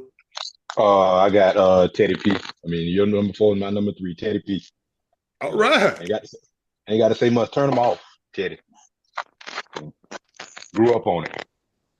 Close the door. This is what you've been waiting for. The whole town's laughing at me. Oh, whole time. Now let me tell you, whole town laughing at me. Ooh. That's an underrated song, man.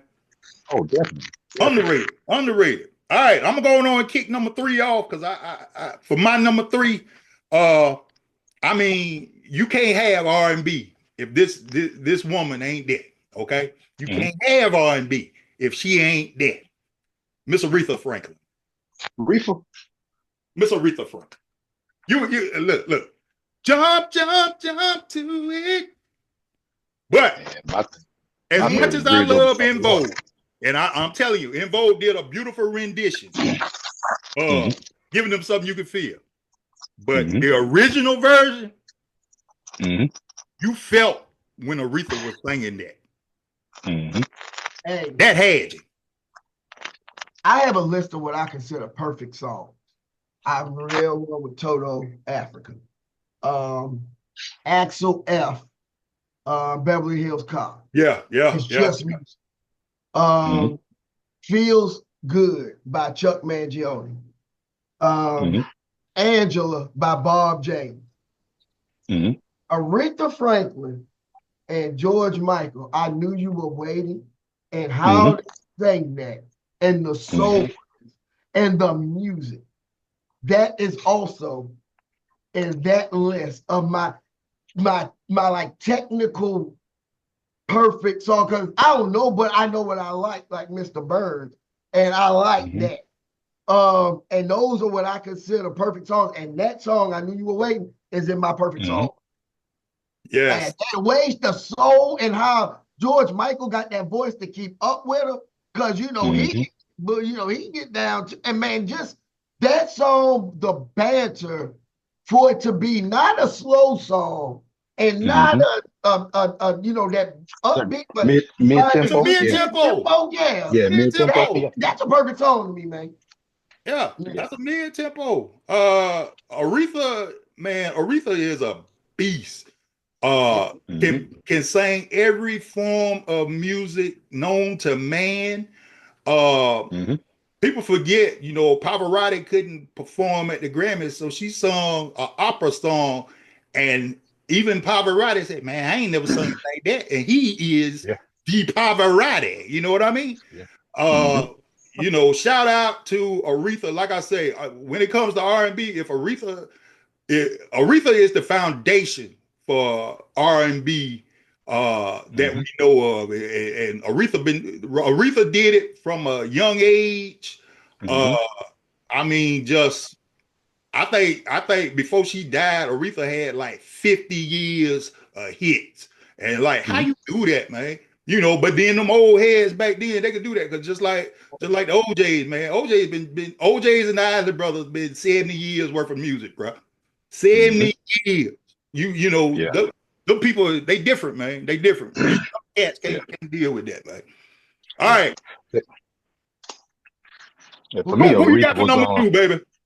I'm gonna give one quick Aretha, and then I'm gonna go on, because I grew up listening to Aretha too. But I always used to hear Mom and Dad. I'm gonna tell you how bad it was. We had everybody had the stereo furniture with the crushed red velvet on the speakers. Oh yeah.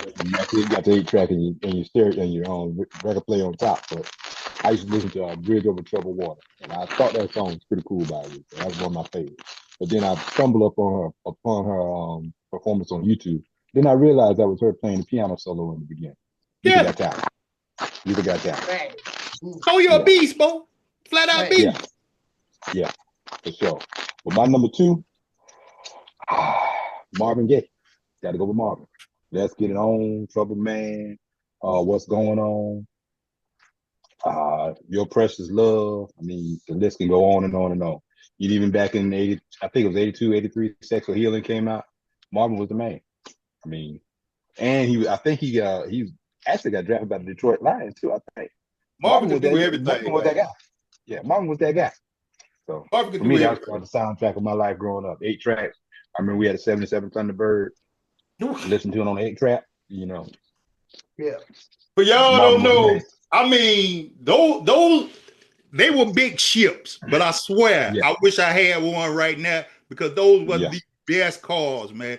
Not because of what they look like. It's just now that you realize, when you were younger, you didn't realize it, but now that you know, man, that was pure chilling back then. You know what I mean?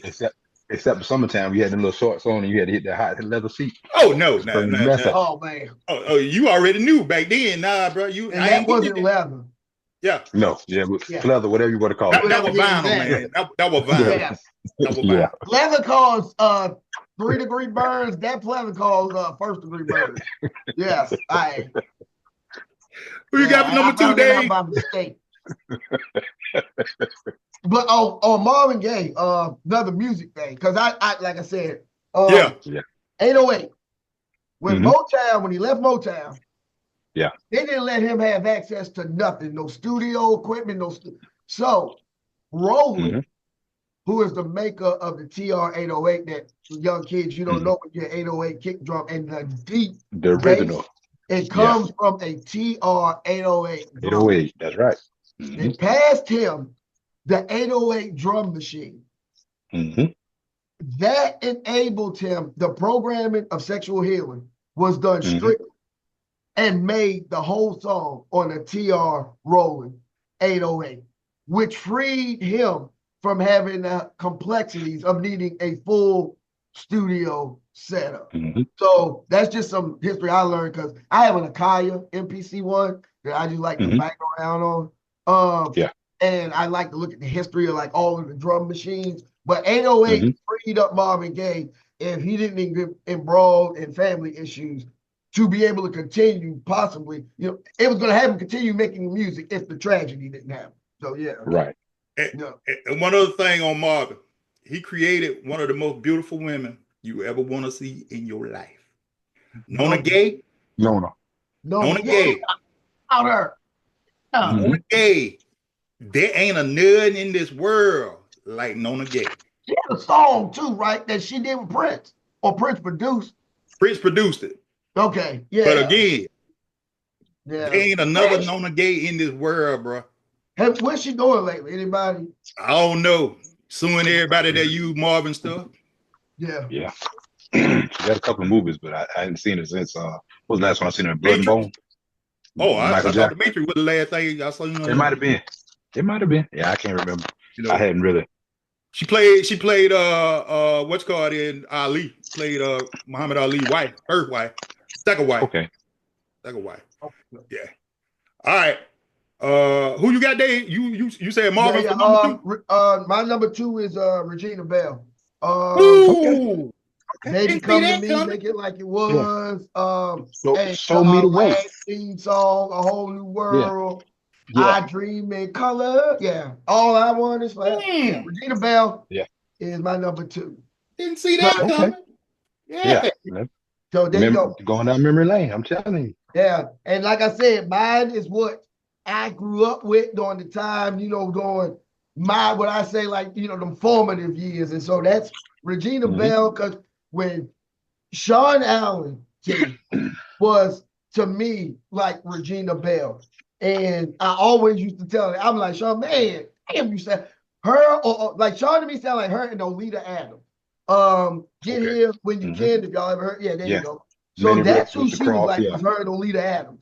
But yes, Regina Bell, shout out, Tip Tell You, man, anytime with Apollo. Like, I now just watch Apollo to catch her in her live performances, you know, when she was, for like, she actually held that stage from 85 to about throughout that Atlantic, so like 93, 94. So yeah, Regina Bell.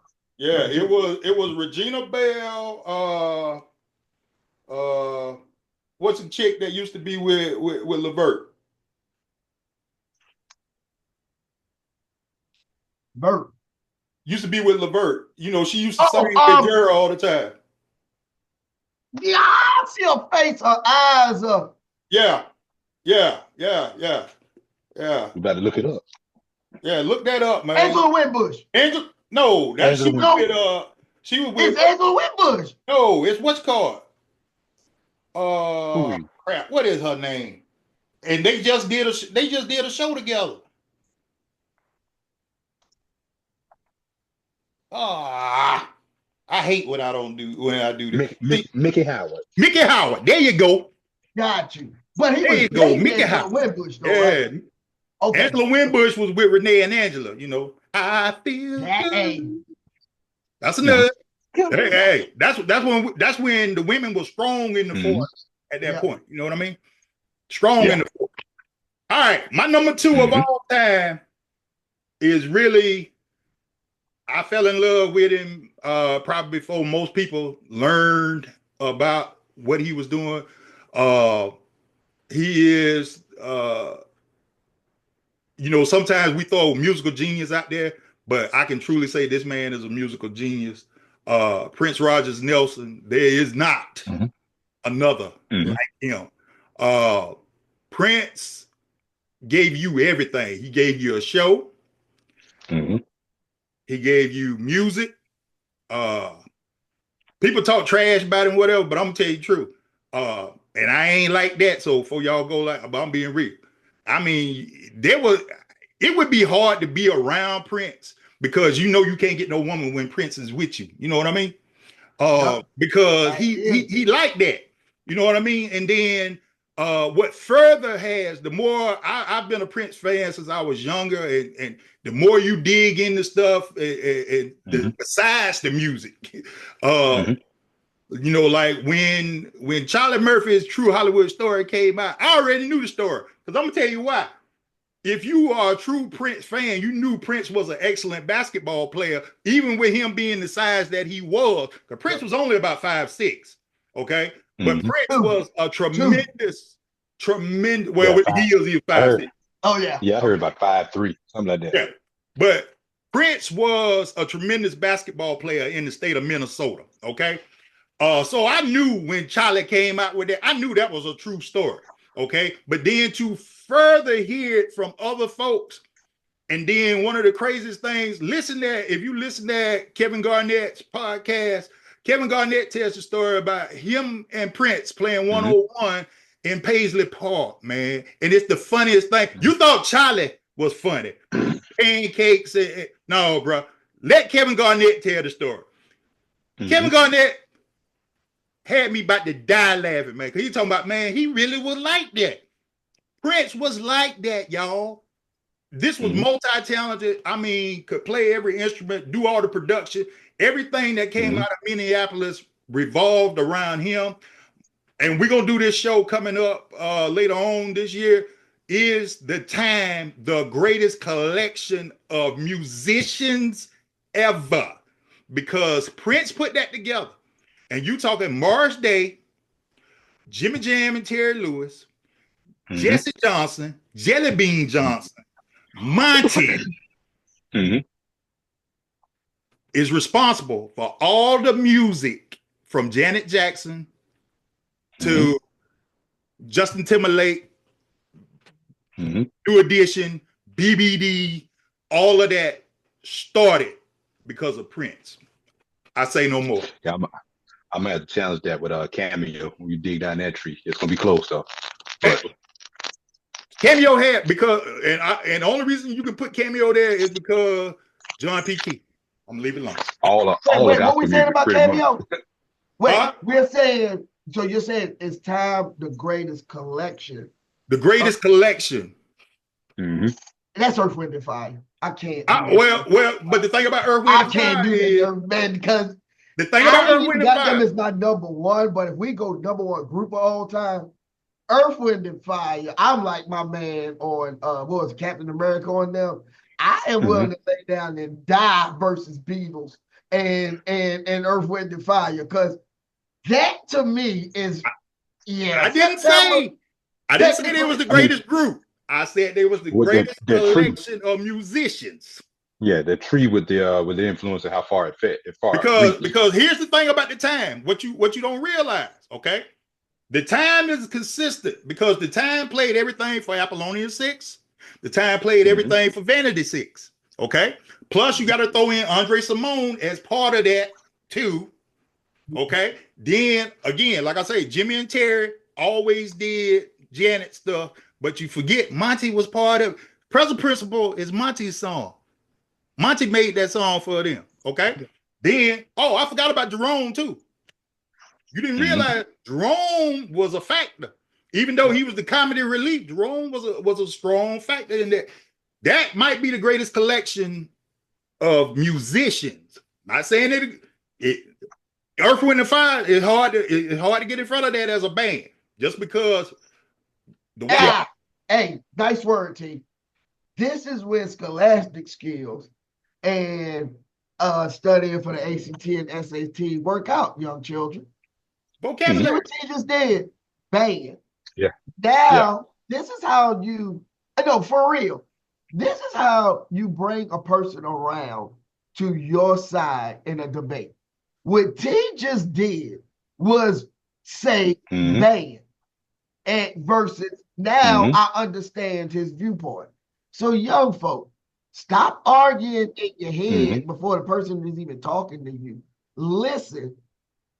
And it's okay to change your mind. And when you're grown, especially, because I'm going to change my mind whenever the hell I want. I pay my own bill. So if I didn't like it yesterday and I like it today, who the hell are you to tell me to do what I'm going to do? Because I'm going to be what I'm going to be. But anyway, Mm-hmm. you see how he distinguished band versus musicians. Now I understand where he's coming from. And now I will say he's totally right because I used band versus musician. There you go. Mm-hmm. Hey, It's okay to be wrong, folks. That's all. I was wrong. He was. It's good to have banter and not get all emotional and making these Afrobeat songs and cry. Mm-hmm.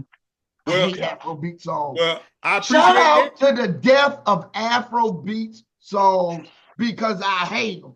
All of their singers, man. I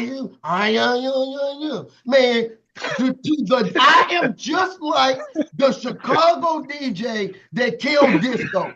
If I could kill that Afro, I would straight. What the kids doing now? That's what I want to do to Afrobeat music. Diatribe, straight up tirade. Yeah, I had a temper tantrum, but I hate Afrobeats. Say something to me. Talk to me in the comments. Hey, Miss Woodard would be so proud of you because we use a vocabulary. There you go. Yeah, I'm gonna have to agree with y'all. As many days as she wanted to throw us out of her class, she would be so proud of you. Yeah, I'm gonna have to agree with that. I would say Cameo, but Cameo really, I mean, their band did do some stuff outside of that, but the only one that really took off and created his own lane and actually pretty much bought in contemporary gospel from Kirk Franklin on out. I mean, is John P. Keith. Now, Little Mo is his niece, so you know that Charlotte, North Carolina area, Jodeci, all that. There's something in the water there too. But that's where he set roots at, and then I mean he spearheaded a whole nother genre of music. I gotta go back because I think I sent this to y'all, but somebody had laid out or a thread on, I think it was on Instagram, just how many people that actually have roots from North and South Carolina and the contributions that they made to music over the years, bruh. Yeah. It is absolutely ridiculous how many folks either grew up here or people was from here or whatever. South Carolina is a small state, but I'll tell anybody, they pound for pound, we put out some of the greatest people in this world, pound for pound. I have said that. Think about it. I mean, they're born down here, they go up north, but they can always come back. The roots are here. Oh, look here. I understand. Let me tell you, South Carolina is a backward state. I'll be the first one to say it. It's a backward state. It's still some things that ain't right in this state. I'll be the first one to say it. But I tell anybody, if you want to meet just good people, ain't nothing like South Carolina, bro. Ain't nothing like South Carolina. Some people that don't know you and will give you the shirt off their back just because, man, go ahead on, man. You know what I mean? That's one of the things I love about this state. You know, it has always been like that. And I honestly, I've been different places because of work and things like that. Ain't no place like this place, man. It's the most wholesome type situation. Now, like I say, it's backward. They still do some dumb stuff. But at the same time, as far as just living and just enjoying life, ain't nothing like it. Can't beat it. I have not been living in the state since I've been 25. And really, since I've been 22, and if you really want to think 18, right, T? I mean, I left the day after high school for the Army and then to start. I mean, I went to college there. And as soon as this is over and you saw this, hopefully in 3 more years, he coming home. Where am I coming back to? He coming home. And we already know. So foolishness comes back. And I have lived coast to coast. I have lived seriously straight up. And I'm saying more than 2 years in every time zone in the continental United States. I was born and bred in the East. Went over to Central Time Zone when I was stationed at Fort Campbell, Kentucky.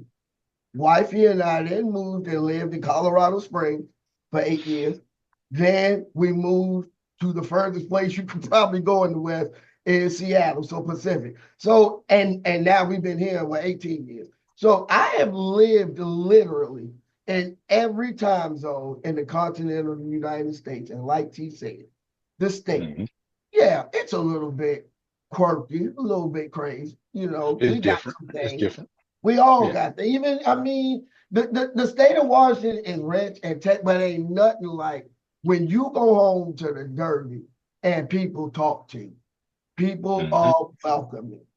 Everybody saying hello. You know, it's a whole, you feel relaxed. Like as soon as I, like you said, came home and I got off that plane in Myrtle Beach, I felt just the weight, you know, just start to drop.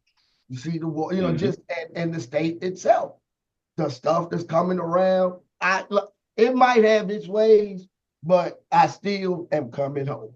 Hey, at the core, I mean, yeah, I would like it to be a little more progressive because if you look at the states, North Carolina and Georgia, they are progressive more so than what we are.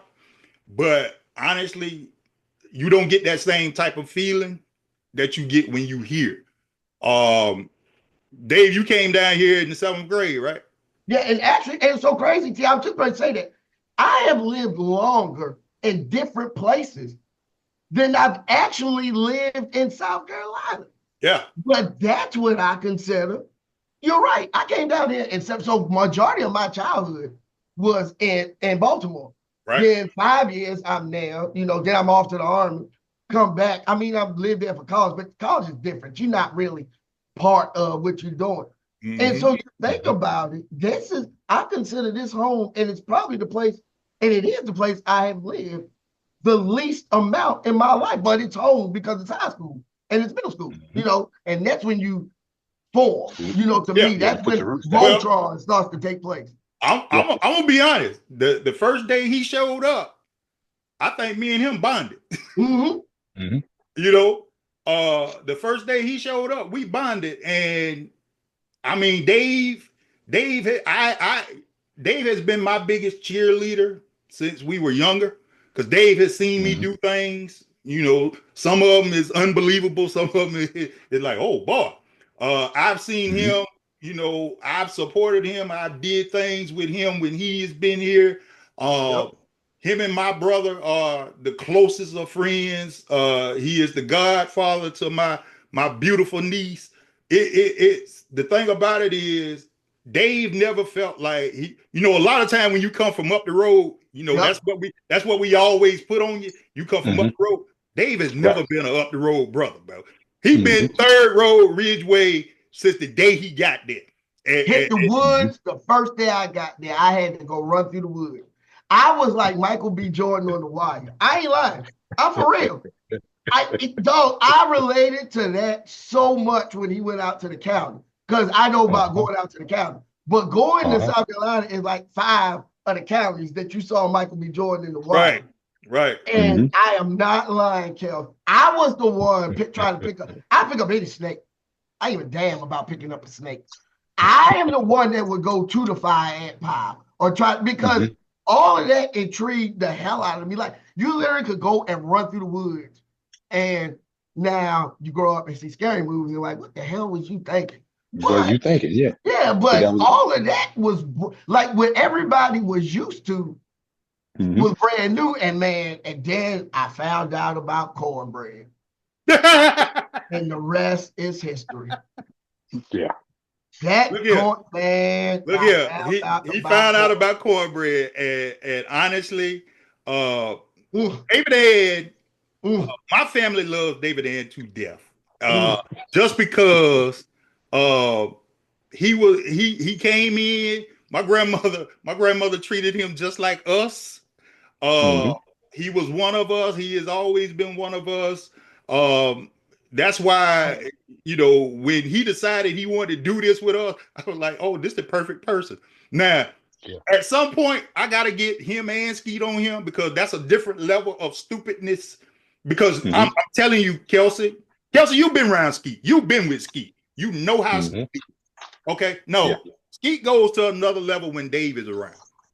Completely different. You know how Skeet is. Skeet feel like, you know how it is, like, I'm good now. All right, I'm about to get crunkalicious. And I told them, when I was home last, I said, y'all know what?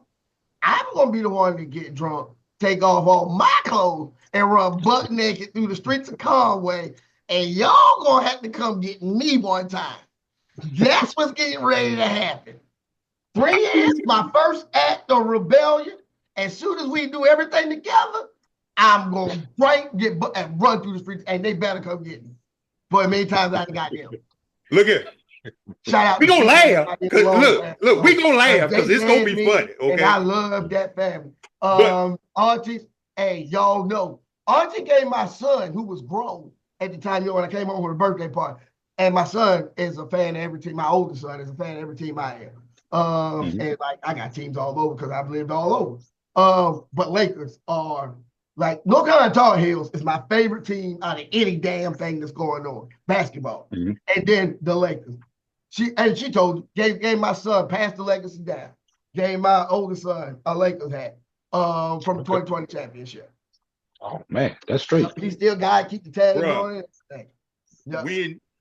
When he get home, man, it's gonna be him. If you don't know where Skeet at, that's where Dave at, because that's where they at. Okay, because it's just pure foolishness. But it is what it is, man. Yeah. So let's finish this up. Number one, I'm gonna go last on this one. So who want to go number one? So we probably got the same number one. No, I know mine is very Kel. You go because see my number one is very because go ahead, Kel. You go. I'll go after you if you want. Yeah, mine. Yeah. All right, I'm gonna go ahead and just put it all aside right now. Not all that other stuff aside. R. Kelly. I'm gonna go ahead and put it out there. R. Kelly. That's my number one. Yeah. I mean, anytime you come up with 700 chapters of Trapped in the Closet, I don't know how many there actually are, but that you're a talented individual. Anytime you could, I mean, he'll give you a gospel album and a R&B album all in one, a double album. I mean, first album, 12 play. Even before then, Hey Mr. DJ, Slow Dance. I mean, the boy got talent. He got problems, but he got talent. You can't take anything away from the musical. I mean, he got there'll never be another. I mean, King R&B by far. I mean, but all that other stuff, we're not talking about that. We ain't gonna talk about that. Kelly.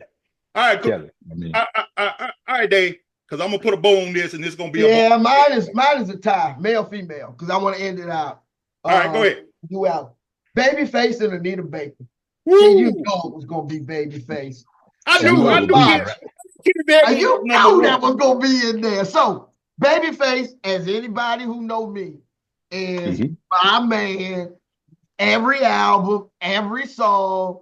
When you say musicians, maybe the D, because both of them could maybe qualify in that thing, because now I see what you're saying. So maybe the deal, because both of them went on to have a leg, but it's only 2 of them. Whereas the time is like 1,000 of them. Well, so it was a bunch of stuff. But really, it was LA and Face. So yeah. But Babyface, my man, all that is my, and then Anita Baker, the songstress, right there with him. Like for me, they are just they had that 3 album span where it was just murder's row.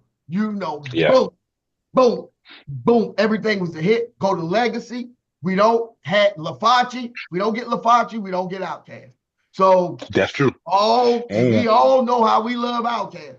So they wrote End of the Road. He is part of Lafaci Records, Dallas Austin, TLC. I mean, go on and on. Babyface, and then Anita Baker, not that, but just can take a stage. You give her a mic, give her a chair, and Angel, and the rest is history. So those are that's my top number one. I'm gonna tell you about Anita Baker. Sean Allen, shout out to Sean. She grew up third row with D and them, our classmate. Remember we was in the 10th grade and she sung You Bring Me Joy, and she had the whole school crying because Sean is like that, bro. She truly is like that.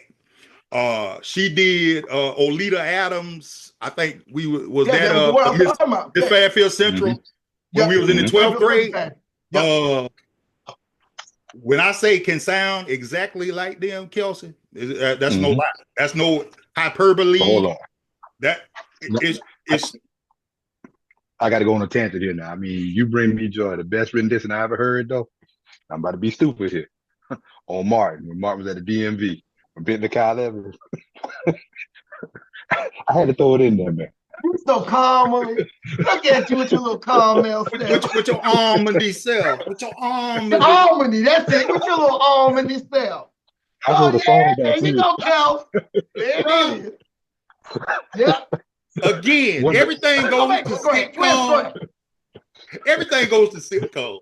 But honestly, I did study. No. Yeah, you're right. You're right. You should have studied, Poindexter. I did study. Yeah, Sherman Hemsley on that. What? No, yeah, that's Sherman Hemsley. That was Sherman Hemsley. I'm talking when you remember when he cheated off of that boy next to him. Yeah. Man. Just stupid. Oh, yeah. Just Oh, stupid. Oh my God, just stupid. I did study. I had to throw it in there. My bad. I'll say that. My number one, Kelsey already revealed it, but there is no mistaking Robert Kelly. Forget all the, and this is purely music. Music. Forget all the other stuff. He is untouchable when it comes to music. Not only his own stuff, but the stuff he has created for other people. Anytime, any place by Janet Jackson, listen at that and don't get hot. I'm gonna tell you that right now. You can't do it. I'm promising you can't do it. Chaos could hit every feeling you could actually have. That's why we can't get love songs no more, because Chaos in jail, bro. There ain't a better love song singer than R. Kelly. And it used to, people lost their mind when he said, "You remind me of my Jeep." But then after you have studied the word long enough, you realize, damn, he was actually telling the truth. You know? The remixes. But the thing about Kelly too, though, is like he figured out the algorithm early.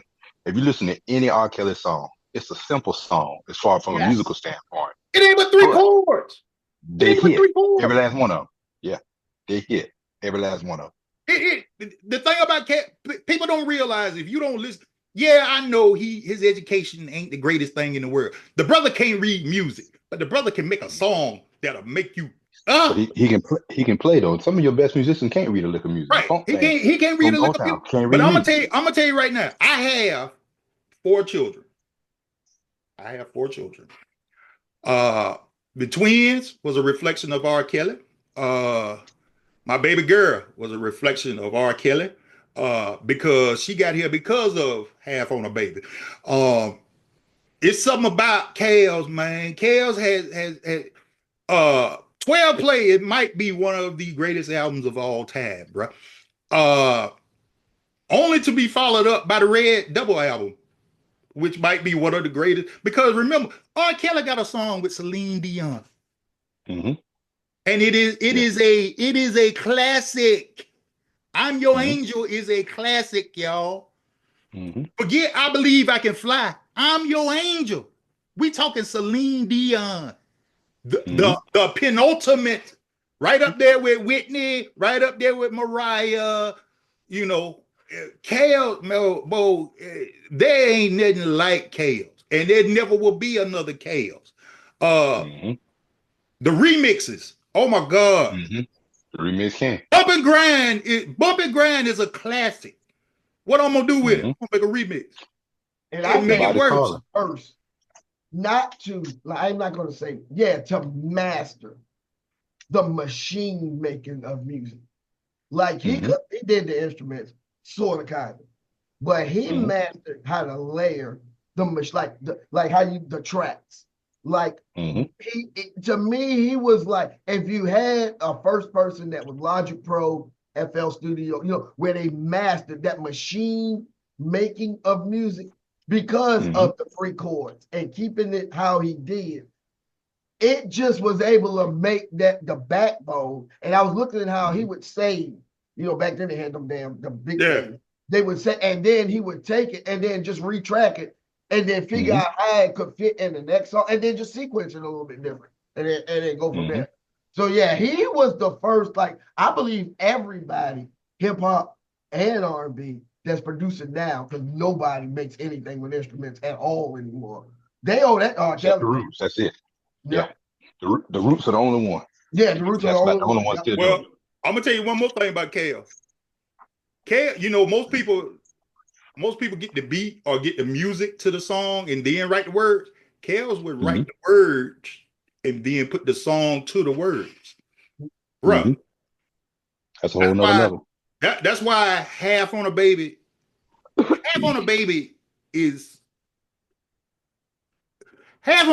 get you pregnant. I'm just gonna be honest. You can't listen to that and not.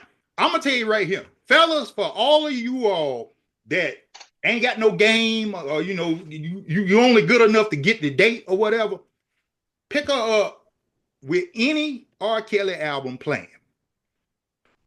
By the time y'all get finished riding, you ain't gotta say too much. She gonna be ready to give you some. Cause you know what? You can't do nothing with it. If you can't get no woman listening to Kelly, you can't get no woman, bro. Because Cal is going to make you have that feeling in your soul. Man, I need to express something. And a lot of time it's nasty. I ain't gonna lie. A lot of time it's nasty. But what a nasty road. It ain't Afro beats. No, it ain't Afro beats. You still on that.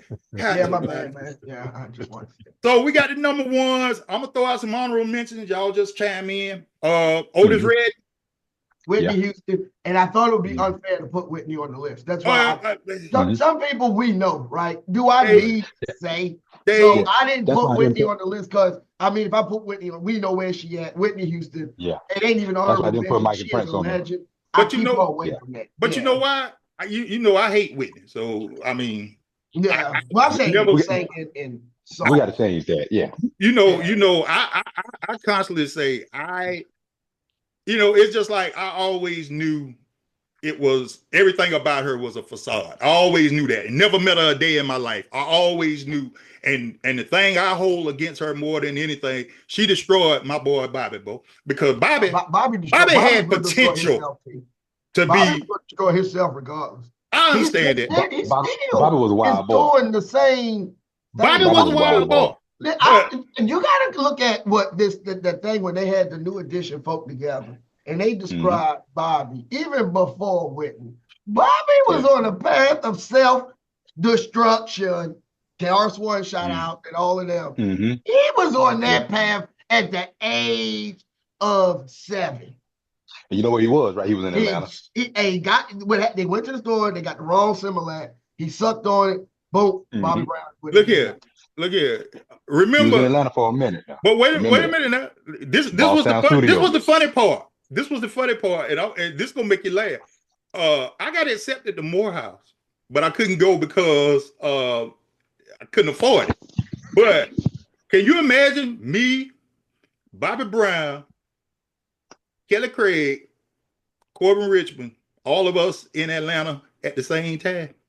They was gonna go to Morehouse too. All of us got accepted. Remember, we were going to play football. And then they switched to state. Yeah, I forgot about that. Yeah. We was all going to play football until we saw the price tag. Yeah. That's just how crazy that was Atlanta. This was Atlanta during Freaknik. This is Atlanta before it has gotten to the way it is right now. I probably have 20 kids if I was in Atlanta back in 91, 92, 93, 94. I probably wouldn't have enough credits to graduate still to this day if I went down there, bro. It's just the way it is. Usher Raymond, from an entertainment standpoint, they ain't a nothing like it, bro. Hey, that 30 years strong, that's bad. Case. Case. Case. I like Case. Case is one of the ones that kind of kept, but I like Case. Yep. We didn't bring this up, but I agreed with Dave when he was talking about Earth, Wind, and Fire. But Maurice White and Philip Bailey, they are the basis of true R&B, I would say. Who sings this song, y'all? Lenny Williams. To love who? Lenny Williams. No, this is a newer artist. Yeah. It was with Pink Puffy, I think. Dun, dun, dun, dun, dun. Puffy. She broke my heart. Cole Don't get me Thomas. started with it. Carl Cole Thomas, yeah. Thomas, right? Carl Thomas. Summer Rain, yeah. Carl Summer Thomas, Rain, Summer yeah. Rain. So, that's it. Yeah. I like him. Boy, don't get me shout started. out. He ain't no, but I like. Yeah, but don't what 2 albums he had was all right. Okay, don't get me started on Puffy because yeah. Kelsey already know how my feelings about Sean. Yeah, Okay. I'm gonna start the show off, and I'm gonna let you have that out. Of course, I had Stevie Wonder. One of the females that we didn't say was Patti LaBelle. Shantae Moore. Shantae Moore is another. Yeah. I love Shantae's first album. Watch here. I'm finna take y'all back now because this old school here. Walter and Eddie from the OJs. Yes. Okay. In Vogue. And the last one I had, because if you don't have this brother, it's so many songs that if he ain't sang them or he wasn't on them, it'll destroy R&B. Charlie Wilson. Yeah, that's true. The Gap Band. Yeah. The Gap Band is responsible for a whole lot of stuff, bro. Force MDs. Tender Love. True. Atlantic Star. Hey, Sky, you know what? Somebody posted this the other day too. With Troop. Stevie. All I do is think of you. Their version is better than the Jackson 5s. Shout out to Betty Stevie, Wright. Clean Up Woman. Crazy. I gotta get Betty Wright in there. And shout out to the original Miss Nasty. Millie Jackson. Millie Jackson. Yeah. Oh, I thought you was about to say Adina. Yeah. Millie. No, Millie way before Adina. Millie, I can't. I can't disrespect. Honestly, you know, Millie was so bad you had to sneak. Shout out to the original Candy Liquor. Himself. Trapped by the thing called. Yeah. I couldn't listen to Millie, but I listened to it. But for me, it's only 3. Shout out to the Candy Liquor too. Clarence Carter. Clarence Carter. Shout out to Clarence Carter. If you're gonna do Clarence, you gotta do Marvin C's too now. Shout out to Marvin. Hey, I love me. Hey, who sang Patches? Sir Charles. Who sang that song? Clarence Carter. Patches is my damn man. I remember I never heard that song. And St. Mark, going to St. Mark and Ridgeway Church, I heard Patches. I fell in love with Patches ever since. I give you another, Johnny Taylor. That was gonna be one of my 3. Who's making love to your old lady? Shout out to the Staples Singers. The Staples Singers, Mavis. All of them, Mavis and all of them. Mavis, look here, Mavis. The Winans. Shout out to the Winans too. Yeah. But Mavis, Mavis is a beast. Yep. You can't say the Winans without Gladys. The Barcades. You can't say Winans without Gladys now. Gladys too, yes. And the Barcades was straight. But there's the only one y'all missing out on. Confunction. This is the soundtrack. The soundtrack for a whole lot of people. M2 y'all can't forget him. Y'all can't forget him. You can't forget that. Yes, sir. Yes, sir. Yeah. Yes, sir. M2 was Shout out to the Egyptian Lover for having no damn talent at all. But he got a song that didn't last the test of time, man. Yeah. Yes, sir. That's it. Yes, sir. And Afrobeat suck. That's it. And Curtis Mayfield, and that's it. Yeah. I love me some Curtis. Yes, Curtis Mayfield gave us a soundtrack. That's right. He made soundtracks popular because exactly. It is what it is. But this was a good show, man. Appreciate y'all coming up with this here. I'm gonna put it out. Again, folks, you know, it's all about the love for what we do. It's a lot of foolishness. But we didn't been here 52 years. Kelsey, you coming up on 50, right? 49. Be 49 this year. Coming up on 49. He the baby. I'm the baby of the crew, but hey. He the baby, but you know what? He grew up with his pops. And let me tell you, that's one of the coolest fellas you ever want to be. Hey, you remember the 89 Continental? Rolling up in the parking lot. Man, yes, sir. Hey, look here. I've been fortunate to meet a lot of great people in my life. If you hear me shout you out, or if you follow me on social media, I highlight these folks constantly. Just because you know, this I don't take for granted what y'all have poured into me over the years. So I understand I'm here because I stand on the shoulders of a bunch of folks I hope that we bring that same thing to other folks. One thing I do say, because all of us have kids, we've done a good job. Hopefully the stuff that we don't know about our kids, hopefully they're not as bad as we were. Especially, and I do want to say this one thing. They have potential. I got one last thing to say.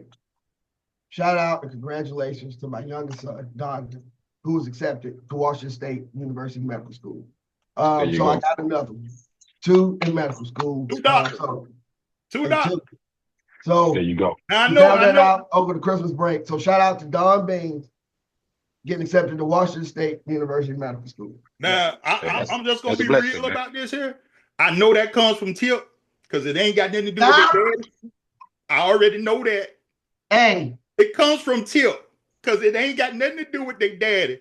That's why they say, what's that song by Neo and them? You Make Me Better. Yeah. Yeah. You make me better. That's what I did. See, I had to get better. Well, here's the thing, y'all. Tip, you and Dave, y'all been together 30. I want to say 33, 90, how many? So 90 started getting this. And 30, almost 35 years. They've been married 27. Yeah, they've been together.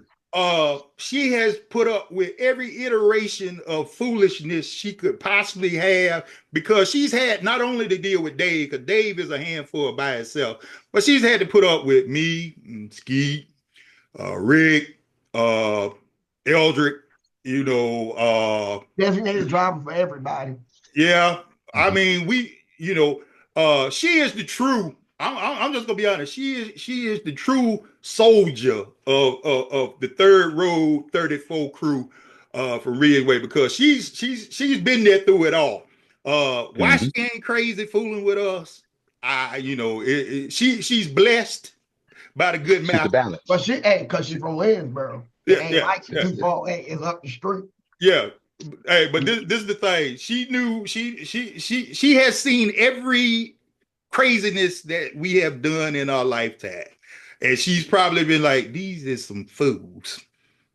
But she's still here, so she ain't going nowhere. So it is. It is what it is. Balance.